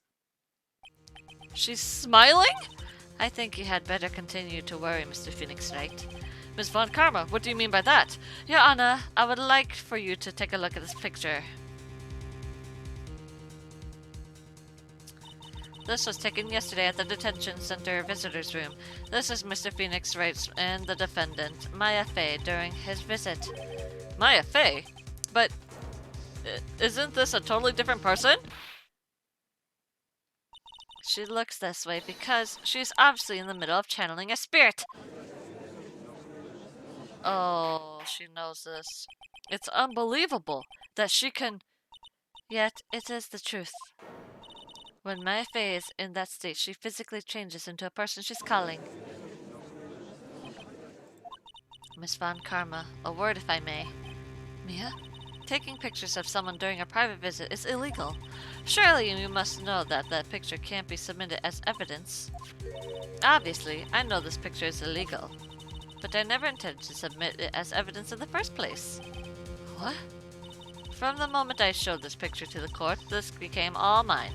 After all, this image has now been forever burned into the judge's mind. It looks like we've been had. I don't claim to understand this, and I still cannot believe it. Are you saying that this person is the defendant Maya Fey? Is there any way I can prove that this person picture is not Maya? I can prove it, actually. Your Honor! Oh my gosh! Thank you so much for the follow!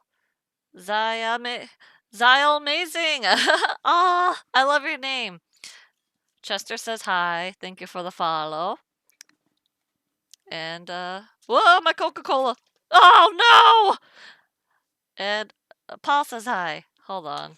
Coca-Cola spilled all over my freaking phone. Oh, my God.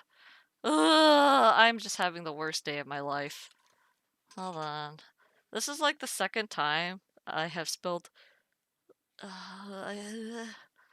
hold on. As long as Chester didn't get spilled on.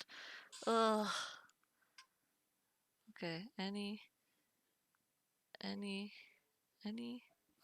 It's gonna smell though. It's okay. Everything's okay. Everything's fine. Everything's fine. Ugh. Okay. Alright, anyway. Oh, the fire has returned to your eyes, I see. This picture. Within this picture lies a critical contradiction to all the testimony up until now. A contradiction? So, you think you've spotted a problem with this picture? Then earn your keep. Why don't... Oh, it's the sleeve. Beep. Please direct your attention here. To the sleeve? But there isn't anything odd about it. And that is exactly what is so odd. Something that should be there is suddenly missing. Should be there?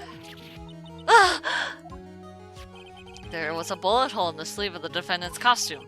If that's the case, then it should be there in the first place. In the picture as well. Von Karma, you intend to hide this valuable piece of evidence. You will most certainly be assigned a penalty for this. Alright, this should do some major damage to our argument. Don't celebrate yet. You like to bring down the mood, don't you? Take a look at Miss Von Karma's face. Ah, she's got that condescending grin plastered all over her face.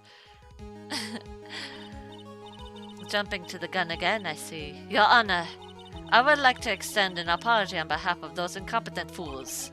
What do you mean? And what incompetent fools? If those fools down at the precinct hadn't missed the bullet hole,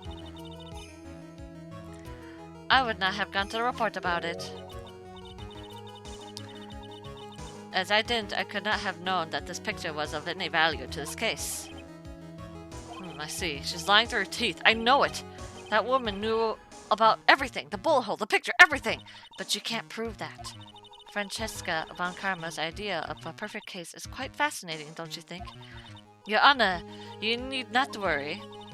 If you must assign a penalty, I'll personally make sure that the detective gets what's coming.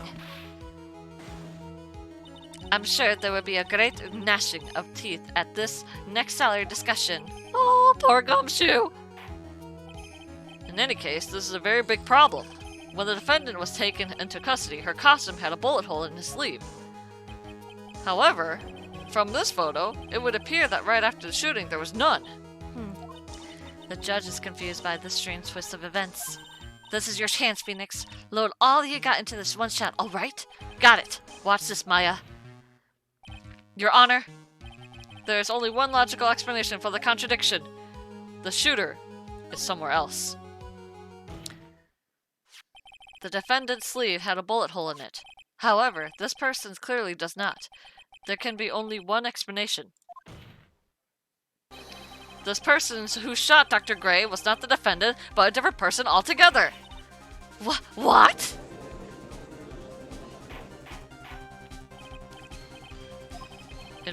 If order is not restored, I will suspend this trial. Ugh! Ah! Ah! The defense argument is a complete mess. A complete mess? I fail to see how. Please enlighten us. Hey, witness. What the heck? Is that any way to ask a gal a favor? Be quiet, you. You were the one who had... Wait, you were the one who said it was only two of them when you entered the room. Well, you know, if you were lying, I swear that if you were lying, I swear that my whip will be the last thing you see.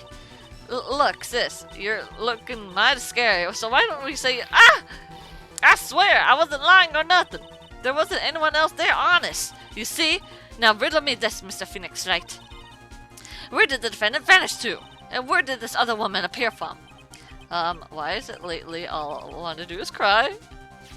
Well, if the person in the picture is not the defendant, then this poses two very big questions. First, where did the defendant vanish to? And second, where did this person come from? That's right! Now hurry up and answer, Mr. Phoenix Wright. Come on, you can't fall apart here, Miss Phoenix Wright. I can't believe that. Even Mia's calling me by my full name. But, I mean, how am I supposed to prove something like this? Had enough yet, Mr. Phoenix Wright? Or do you think you have enough to turn things around even now? To turn things around? That's right. Mia would always turn things around to change her perspective. Phoenix? So, where did this intruder appear from? And where did Maya disappear to? I need to look at this situation from a different angle. Let's see. What if before we broke in, a third person was already in the room? And what if Maya had left the room somehow? If I could prove that either one of those conditions were true... Huh! Mr. Wright, let's hear what you've come up with. I think what happened before we forced our way into the channeling chamber is... Maya had left the room. Maya had left the channeling chamber at some point. And the defense can prove this. Oh, how a foolish fool makes a foolish face while dreaming foolishly foolish dreams. My Faye was being locked after their Aunt Morgan Faye. The chances of her leaving the crime scene was lower than the detective's salary.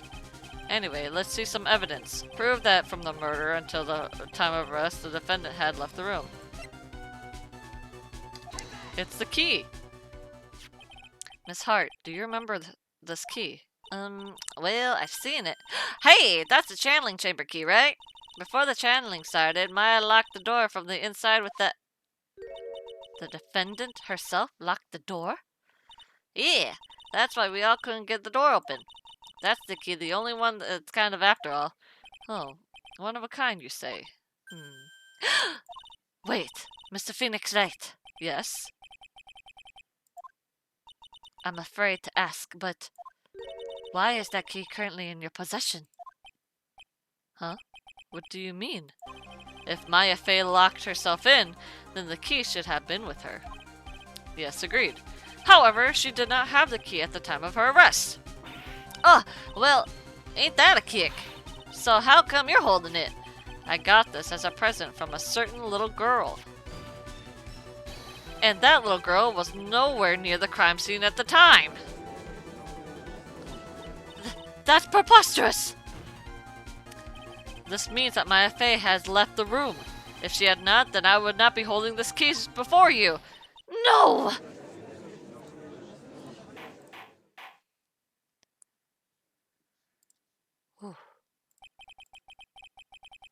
All this Coca-Cola. It seems we have come to an impasse. Impasse? This picture has clearly captured the face of the murderer. However, this person, the defendant or not. The defense is arguing that this person is not the defendant. Furthermore, as proof this clear has been submitted as evidence, Miss Von Kama. How can this be? At this point in time, a verdict is not defendant. At this point in time, a verdict on the defendant's guilt is not possible. My perfect case! How is there a flaw in my perfect case? Don't think you've won yet, Mr. Phoenix Wright. I am a prodigy. I have never lost a case. And I don't intend to lose here from this courtroom, a fool like you.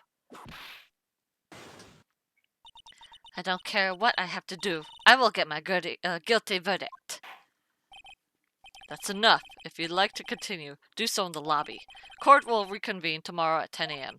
That is all. Court is adjourned.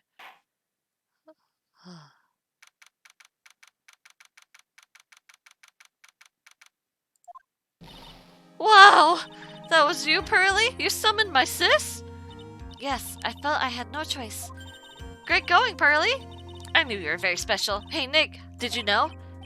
Yeah. It's not like anyone else in there could have done that. Nick, I know you're trying really hard and all, but I really don't remember ever leaving that room. And I don't think that third person could have gone into that room. Yeah. Well, at least we have until tomorrow to figure things out. Like, what happened in that room, for instance. Yeah, I'm counting on you. I envy the two of you. Oh, by the way, Nick, do you think you could take Pearly back home for me? Sure. Alright, Pearls. You ready to go buy some tickets? Uh-huh. A ticket? Oh, poor thing. She's so sheltered. Pearl! To be continued! Oh. Yes. We're back at investigation. Alright, y'all. Oh. June 21st, 3:24 p.m. Thank you very much, thank you very much for bringing me home, Mr. Nick. You're welcome. I had to come and look into a few things here today anyway. I thought about this a little. Huh? If Mystic Maya didn't kill that nice man... She definitely didn't. Yes, of course. But if she didn't, then someone else did, right? That murderer person. Yes, Pearls. Oh, I see. I wonder what's wrong. She seems sad.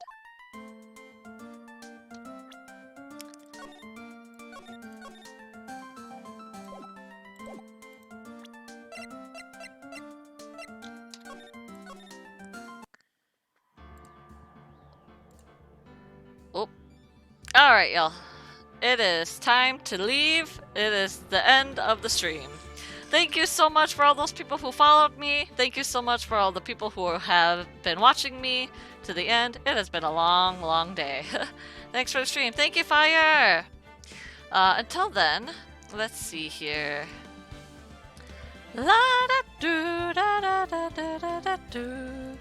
Tomorrow, we are gonna play Yakuza Kiwami, and hopefully not die.